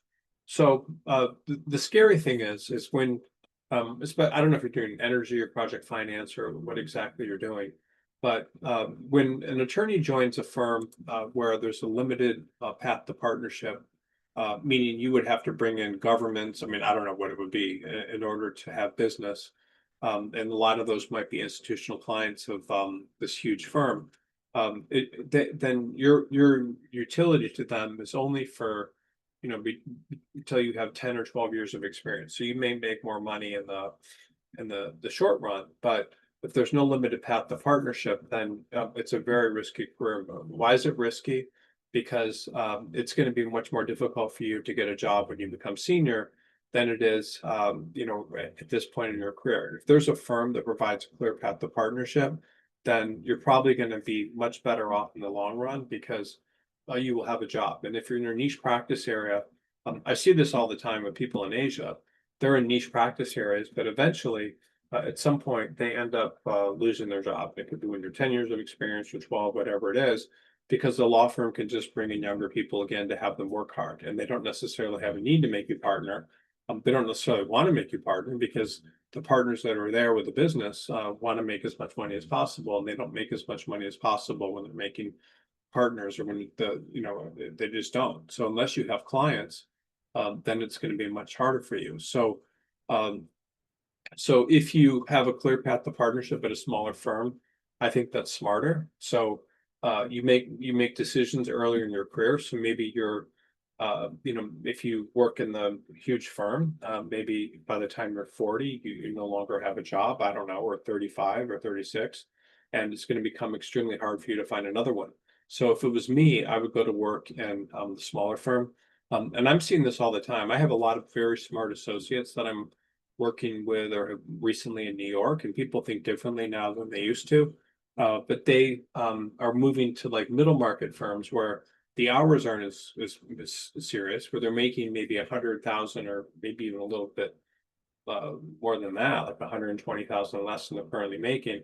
But at the same time, they are pretty confident that if they stay there and do what they're supposed to do, that they're going to have a good opportunity making partnership. So the way to think about your career is you can't just think about like what's going to happen over the next 3 to 5 years.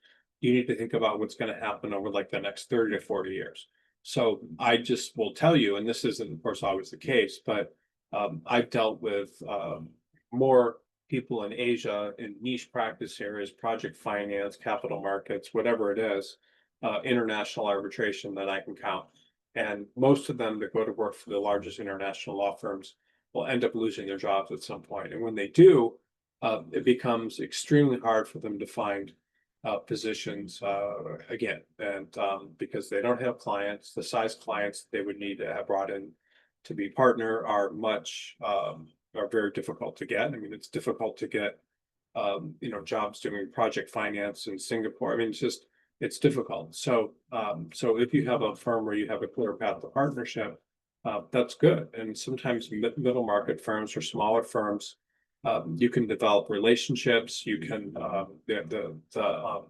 the fees are lower, so it's easier to bring in clients. You can bring in smaller clients because if you're at a major international law firm, the size clients you're going to need to bring in are huge, and the odds of being able to do that are also very difficult. So I mean, it's sad, but I mean,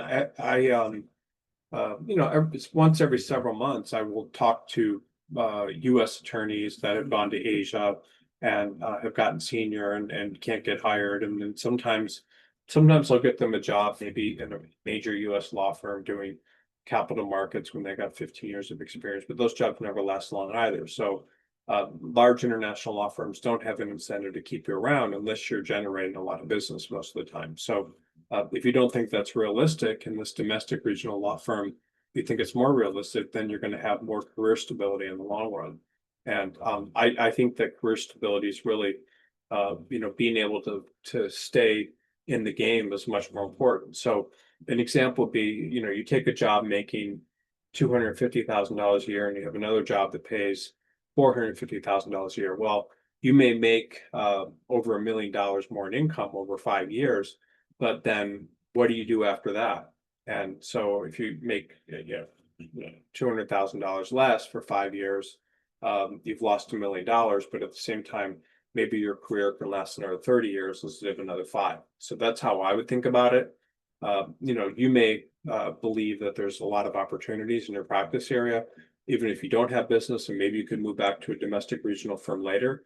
But during that time when you're working in a large international law firm, you're not able to get clients. And that could hurt you. So I would always think, and I mean, this is a good question because I've seen a lot. I would always think in terms of career longevity. How long can you stay practicing? And what is going to provide me the most stability in the long run? And again, if you go to a major international law firm and you just kill it, and you're able to bring in business, and you're that motivated, then maybe that's the right decision for you. And there's nothing wrong with having a major international law firm on your resume, but then you have to understand like what happens to people at that firm after they've gotten, you know, after they become 12th, 13th, or whatever your attorneys. Do they stay? Did they make them partner? Where do they go? I mean, that's an interesting question. Maybe you can research on LinkedIn people that have worked at that firm and gotten senior and see what happens to them. And that would be very interesting. But I just all the time I see people that do that, and then they're just, they're in Asia, they're not in the US. It's if they're in the US, if they're in Asia, it's difficult to get back to the US. If they can't get a job in Asia, that's difficult. Maybe you're an attorney in Asia and admitted in Asia, but at the same time, you should think about all that because it can make a huge difference in your long-term success. So always thinking in terms of like, what's the best move for my long-term career?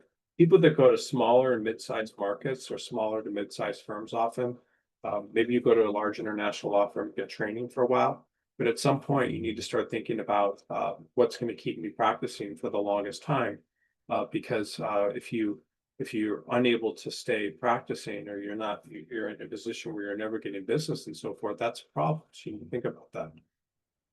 Okay, is there anything I can do if I have the same name as an attorney who was disbarred in the same state for another embezzling client funds, or had to file a DOJ lawsuit against him, who had the DOJ file a lawsuit against him before I went to law school?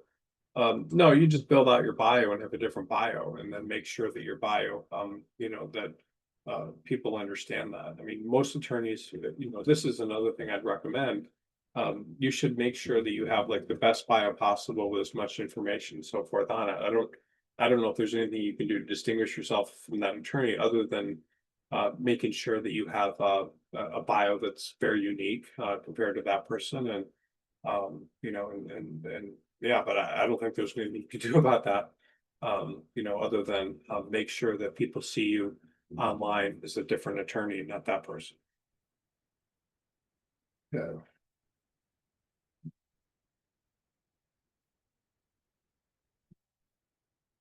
Okay. I want to leave the practice of law, but want the salary. What are some roles that I can do where I don't have to practice law that pays good? I have litigation experience. So there are all sorts of jobs that people can do that are attorneys. The nice thing about being an attorney, in my opinion, like from what I've noticed over my career, is that the motivation it takes to do well in a law firm, or to get admitted to the bar and all this sort of thing. I mean, to take the bar exam, to go to law school, to work in law firms, and litigation is a tough practice area. They do well when they go into other careers. I mean, you can do so many different things. I mean, whatever business you're interested in, or whatever type of profession you're interested in, most of the time attorneys quit the practice of law and they apply themselves doing something else. They can do extremely well. I've seen people do that and become real estate agents, people to do that, whatever. They can do tons of different things, or start certain types of businesses, or work in different fields. So you can do very, very well. Attorneys can, and other careers. Let me just pull something up. If I can find it, I will. I don't know that I can, but let me see if I can find a quick article that I'll put in the chat. Let me see here. One second. And I do have let me see here. This is kind of fun. This will just show everyone here. We're going to see. These are let me see here. Share. Here, a second. Here we go. Just open this. Publish. Give me 1 second. Let's pull up this article on BCG real quick. And these are some, and I'll put this article in the chat for everyone to see. This is a recent article that I did for BCG. Let me put this in the chat. So one has it. I wonder if I can put it in the chat. We have chat. There's no chat. But it's called, let's see, if you just search online, it's called, what is this article called? Um, wow, this article just was published like a week ago, and it's already gotten 2,000 people viewing it. It's pretty amazing. So this is these are some alternative careers that people can do. I mean, there's so many things that attorneys can do. So these are, let me just see some of these things here. And this is kind of a good article. You can go into companies, you can do different roles in companies. You know, these are general counsel is not something, but a lot of times general counsels aren't going to be really practicing law. You're just going to be giving work to other people. Attorneys often do very well at business development. They have that sort of skill. There's legal tech, which you probably wouldn't be interested in. There's you know, a lot of times attorneys will go into things like investment banking things. I've seen a lot of attorneys, by the way, go to business school, and that's kind of a cool thing. Like they come out and they do very well. If you're like numbers oriented, that can be good. There's consulting, there's what else? Government positions. So attorney, lots and lots of attorneys go into the government. So you should always investigate what kind of government positions. There are so many government positions. There's state government, there's municipal government, there's the federal government, and a lot of these jobs pay fairly well, and they don't necessarily involve practicing law, but they hire people that are attorneys. So there's just lots and lots of positions with the government, which are kind of fun. And then you can do that. You can go into, you can teach law school. You can a lot of times people become writers. They'll go into public relations. Let me just see here. So just some of the things, real estate. You know, so there's just a lot nonprofit. There's a lot of nonprofit work. A lot of attorneys go into the entertainment industry. They do very well doing that. So that's something you can think about. Sometimes people work in healthcare. You know, so these are just, this is an example of a lot of the things that people can do. But I think the point is that anytime, you know, anything you want to do, you essentially, if you, let me just make sure I pull up the right document here. Give me 1 second. I don't know what I was looking at. Give me 1 second. Document 8. Make sure. Yeah, so attorneys can go into a lot of different fields. I mean, what I would encourage you to do is if you're unhappy, like you need to like think about like what interests you. And so many times most people will have different types of interests. There'll be things that that you're interested in. Sometimes people will be interested, I mean, literally in animals, or they might be interested in you know, different forms of government or public interest and things. And so typically if you go into something that you're interested in and that that, you know, gets you excited, then you'll do well. And there's always something that gets you excited. So you just need to kind of analyze, like, you know, what sorts of things are you excited about, and you know, what sort of work like makes you excited. I mean, it could be anything. I mean, it could be ice cream. I mean, it could be pizza. I mean, whatever it is. I mean, there's always something that people are excited about. And if there's something that makes you excited, then you'll probably do very, very well in it, because most people don't have that. And if you're working in a law firm or you're doing a certain, you know, practicing law and that doesn't make you excited, then you shouldn't be doing it. You need to find something that gets you excited. You need to think about like what types of work do you like? What, you know, what would you like to do that you know, you think you could do very well at? When I was practicing law, like I didn't like it. And I've been an asphalt contractor before doing that. And that was something actually when I was practicing law that got me excited. I knew I'd be good at it. I could see, you know, growing a business doing that. And so I ended up obviously not doing that. And I was exposed to recruiting when I was looking for a job, and that got me excited. I understood it. I knew I could do well at it. And so you need to have something like that that gets you very excited. And if you do, you're going to do well, but you have to have some sort of passion for something. I mean, when I talk to people about recruiting, there are people I talk to that get extremely excited about it. They could be practicing law and they learn about what the business is and they want to talk to people. They want to do something that has positivity and negativity associated with it. They believe they could bring out the best in others, and that's something that appeals to them.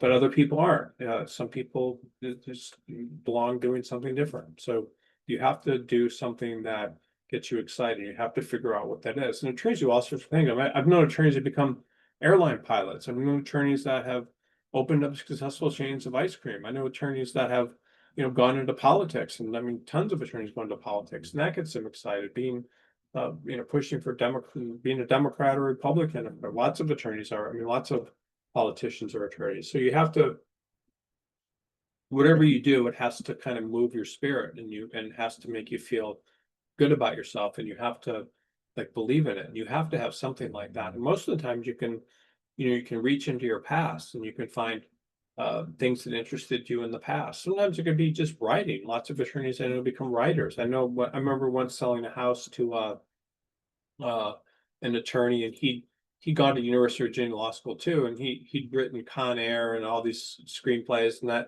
that's what got him excited. So you have to do, and I know one of my tenants went to Columbia Law School and became a very successful talent agent, and all these different things that people can do. But whatever it is, you have to choose something that moves you, and you feel like you can do the rest of your career, and something that even if you don't make a lot of money when you start, you can do well. So you have to think long term. You can't think short term about just making money, because if all you're concerned about is making money, then that's not necessarily something that's going to make you good at something. Because just wanting money is not going to make you good at something. I remember I was working with a woman that, or I knew a woman just personally.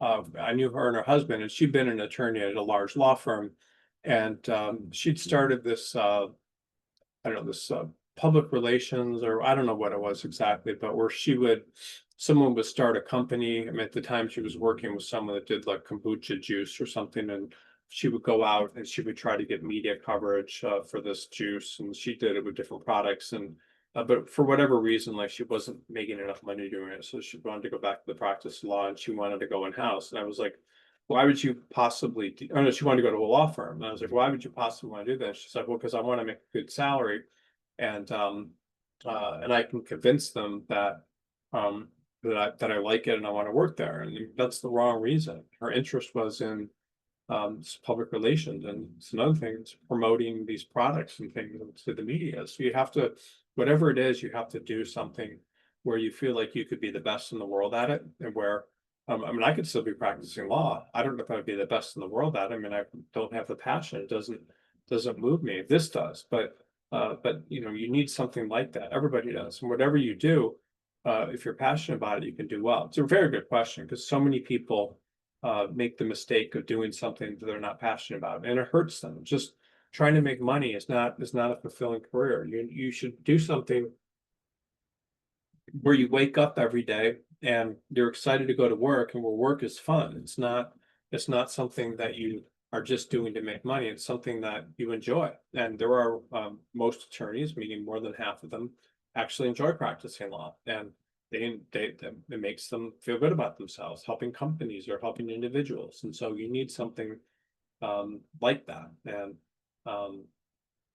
everybody does. And if you go into something that you like, then you're probably going to do very well at it, and probably make a lot more money than you ever make practicing law when you don't have the passion for it. Okay, what are some good internal networking skills that you recommend for big law attorneys? So if you're in a large law firm, the most important people to network with are the partners that have the most business. Typically, I wouldn't recommend networking with them right away. You'd want to try to get work from people where the consequences aren't as, if you screw up, but there's not huge consequences. So you don't try to seek out the most powerful partners initially. You do work for other people where they can train you, and where you're going to get feedback. Maybe you work for associates first, other associates, and then from there you try to work with more and more people. If you're in a large law firm, the most important thing for any attorney, regardless of the size law firm, is to always have access to work. So if you don't have work, then you're in trouble. You won't get hours and all sorts of things. And so law firms slow down, cases settle, there's slower transactions. So you'd always need to have access to work and hours. And so networking is extremely important. That means that there's people that will give you work and at all points in time, and then also people that have the power to advance you. So you need to network eventually, after you feel confident in your practice area with the most powerful partners in the firm, and start doing work for them if you can, because these are what people at business that have say, that can make you a partner, even if you don't have business. These are people that have power. So who has the most business is always, one of the most important things. And then, but you do need a network. You need to network with anybody that could give you work. It's important. You don't have to have great social skills, but you should try to go to firm events and talk to different people. You should, you make sure that you're doing whatever you can to hopefully go to, as many firm functions and things as possible. And then to get to know, all sorts of different people, because those are people that can give you work. But everybody needs to learn how to network. You can certainly sit in your office and just do work, but the more you get people on your side that can give you work, when things slow down, or just the most powerful feeling to do work, the better off you're going to be. So it's a good question. Most of the time, the other thing too is that a lot of times one of the most important points of getting business and also advancing a lot of times is just being seen. Like people need to see you, clients need to see you, people need to see you out there, and so being seen. So not, there's a lot of times like someone will be. I mean, I remember just not too long ago working with a associate that was working in New York for a Texas-based firm. And they told him, like, when he had, I don't know, he said 5 or 6 years of experience, that you're doing really good work, but you're never going to make partner here unless you start spending at least a week or so per month in our New York office, and we'll pay for your hotel and everything. And a lot of people would say, hell no, I'm not going to spend a week, a month, away from my family. But that's what they said. They needed to know who he was and needed to be seen. So I would always recommend that everybody do what you can to be seen. If you're working remotely, you should try to come into the office as much as possible. If that's possible. People need to see you, because people, when they form relationships with you, you're someone that they want to keep around, that they're going to give work to. And you also get information. So a lot of times having information about things, that you normally wouldn't get, can help you make good decisions in your career. So you need to network with other associates to learn information. You need to do whatever you can to have relationships with people that are going to assist you in getting and being seen and moving forward. And so it's a good question. Thank you on that question. Okay. The next question, and thanks everybody. You can just keep it. I don't have a lot of questions left. So if anybody has any additional questions, like this was a good question. The question before was a good question.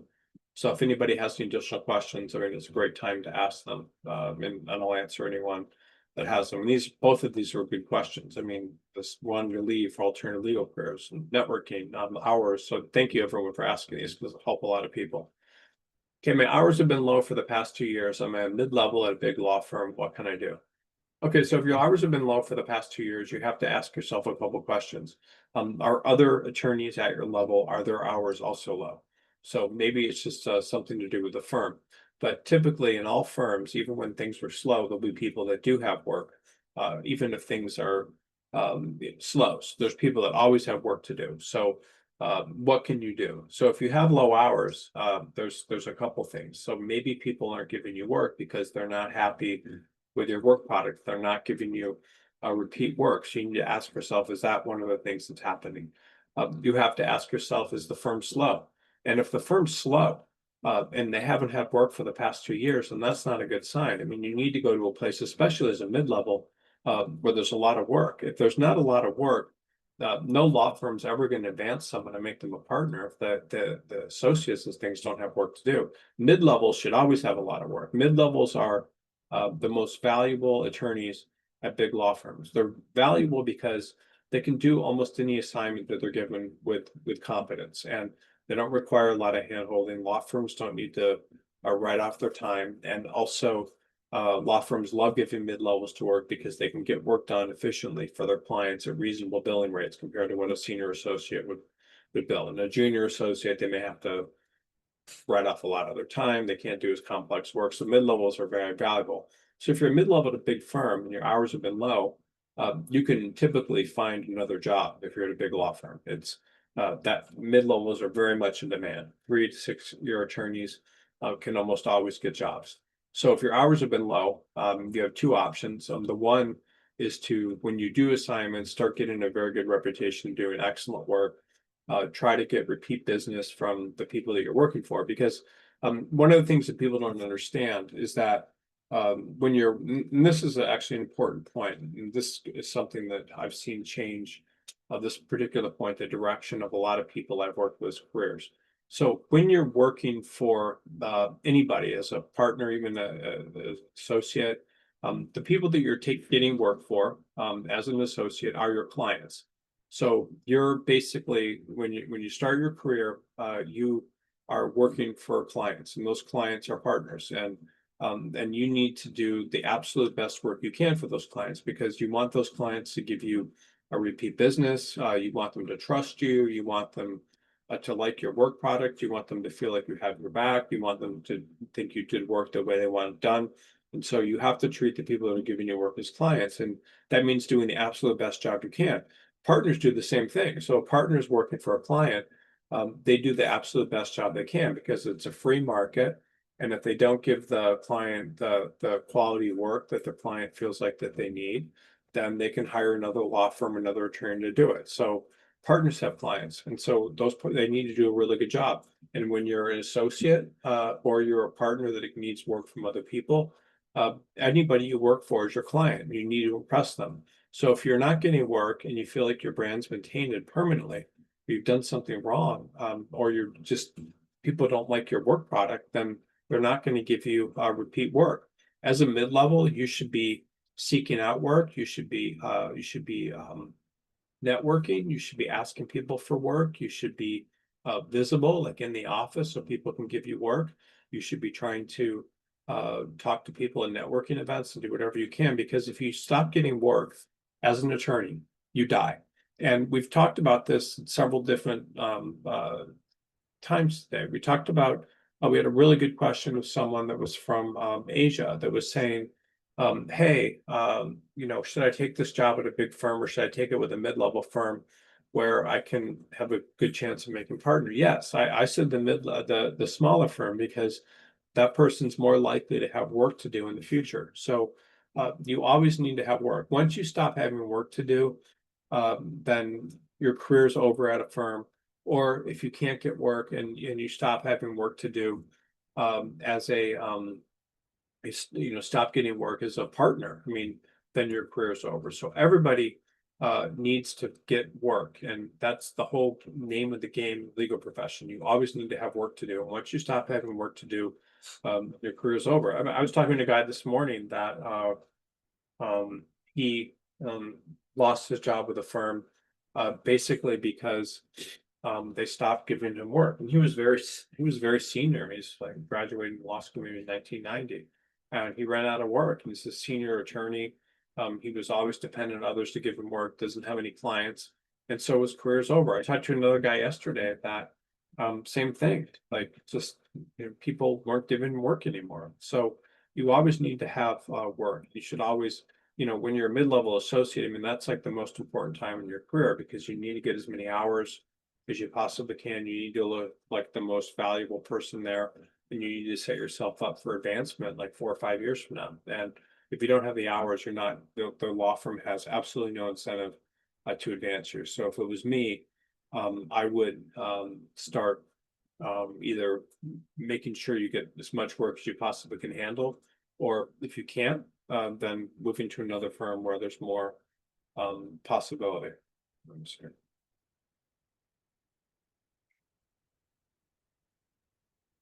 Okay, and if anybody has any more questions, I have a couple other questions, but you kind of look like they've already been answered, so I'm not sure I'm gonna answer them, but any other questions, I'll answer them, and then if I don't, then we can end the webinar here.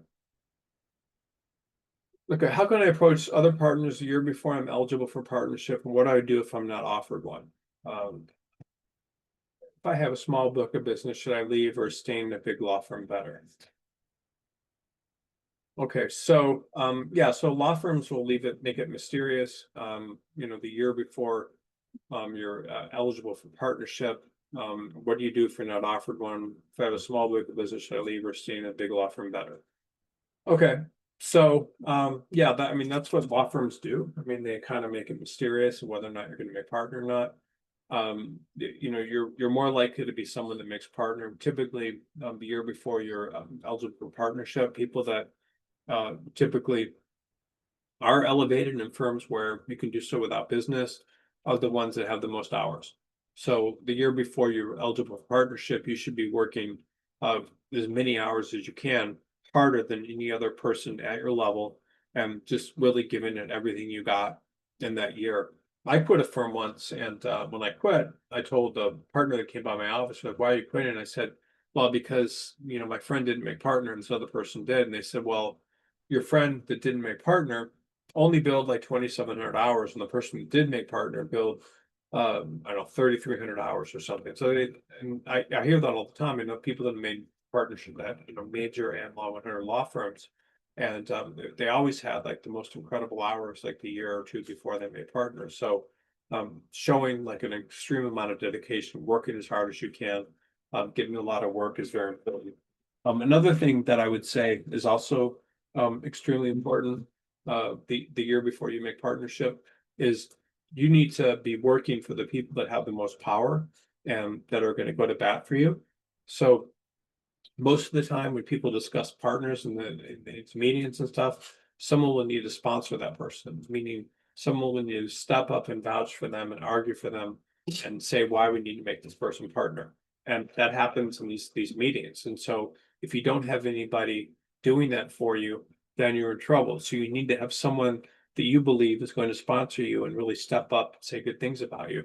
And hopefully that person also has a lot of business. And so you need to make sure that whoever's going to potentially be sponsoring you, you need to make sure that that person, you want to have the strongest person possible on your behalf. And if you don't have that, then your odds of making partner are fairly slim. And you need someone powerful with your back, and you should have been developing those relationships as long as you possibly can. Hopefully, you have them, and yeah, and then billing as many hours as you possibly can, being the highest billing associate at your level the year before, just doing everything you've got. If you have a small book of business, should you leave or stay in a big law firm better? Well, if you have a small book of business of clients that are willing to pay big firm rates, then you do have the opportunity with a small book of business to hopefully develop that into a much larger book of business. So even if you don't make partner at a law firm and you're able to develop a larger book of business over a few years, then that gives you a lot of leverage. Law firms only make people partner if they have to. So what does that mean they have to? Well, if somebody has worked at a law firm for 14 years and worked these incredible hours for a long period of time, and what is it going to look like if they don't make that person partner to the rest of the associates there that are trying to get ahead? I mean, it's they have to do something I mean, they have to look. The law firms advance people when they have to. So, and they'll advance people, especially if they grow a book of business that you could take elsewhere. That's another reason like a law firm.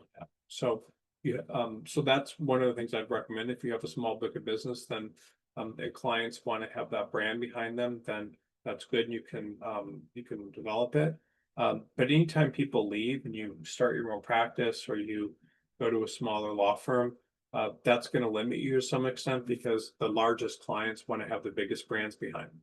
So that's just something to think about. So is staying in a big law firm better? Yes. If you can stay in a big law firm and you believe that you have a future there, even if you don't make partner in 1 year or 2 years or 3 years, then that's a better decision many times than moving to a small law firm, unless there's lifestyle reasons or you believe you could develop a larger book of business. Okay, I hope I answered that. Okay, well, I think that's it. I hope everyone got a lot of this today. I apologize for being sick. I'm usually much more animated in these things, but I hope this helped everyone. But again, this credibility stuff is extremely important. It ends so many legal careers, and it will help you advance if you do these things well. And if you don't, you're going to get in trouble. And so I hope you remember this. And this one piece of advice could change the whole direction of your career. Because if you're ever in a situation where you feel like cutting corners or doing something or telling a white lie about something is okay. I mean, it literally can end your career. So it's always better to be honest, often honest about mistakes and things. people don't want to, if someone makes a mistake or does something wrong and you try to cover it up, people actually respect people more that don't do that, or, you know. Anyway. Okay, thanks everyone, and I will see everyone next week. Thanks.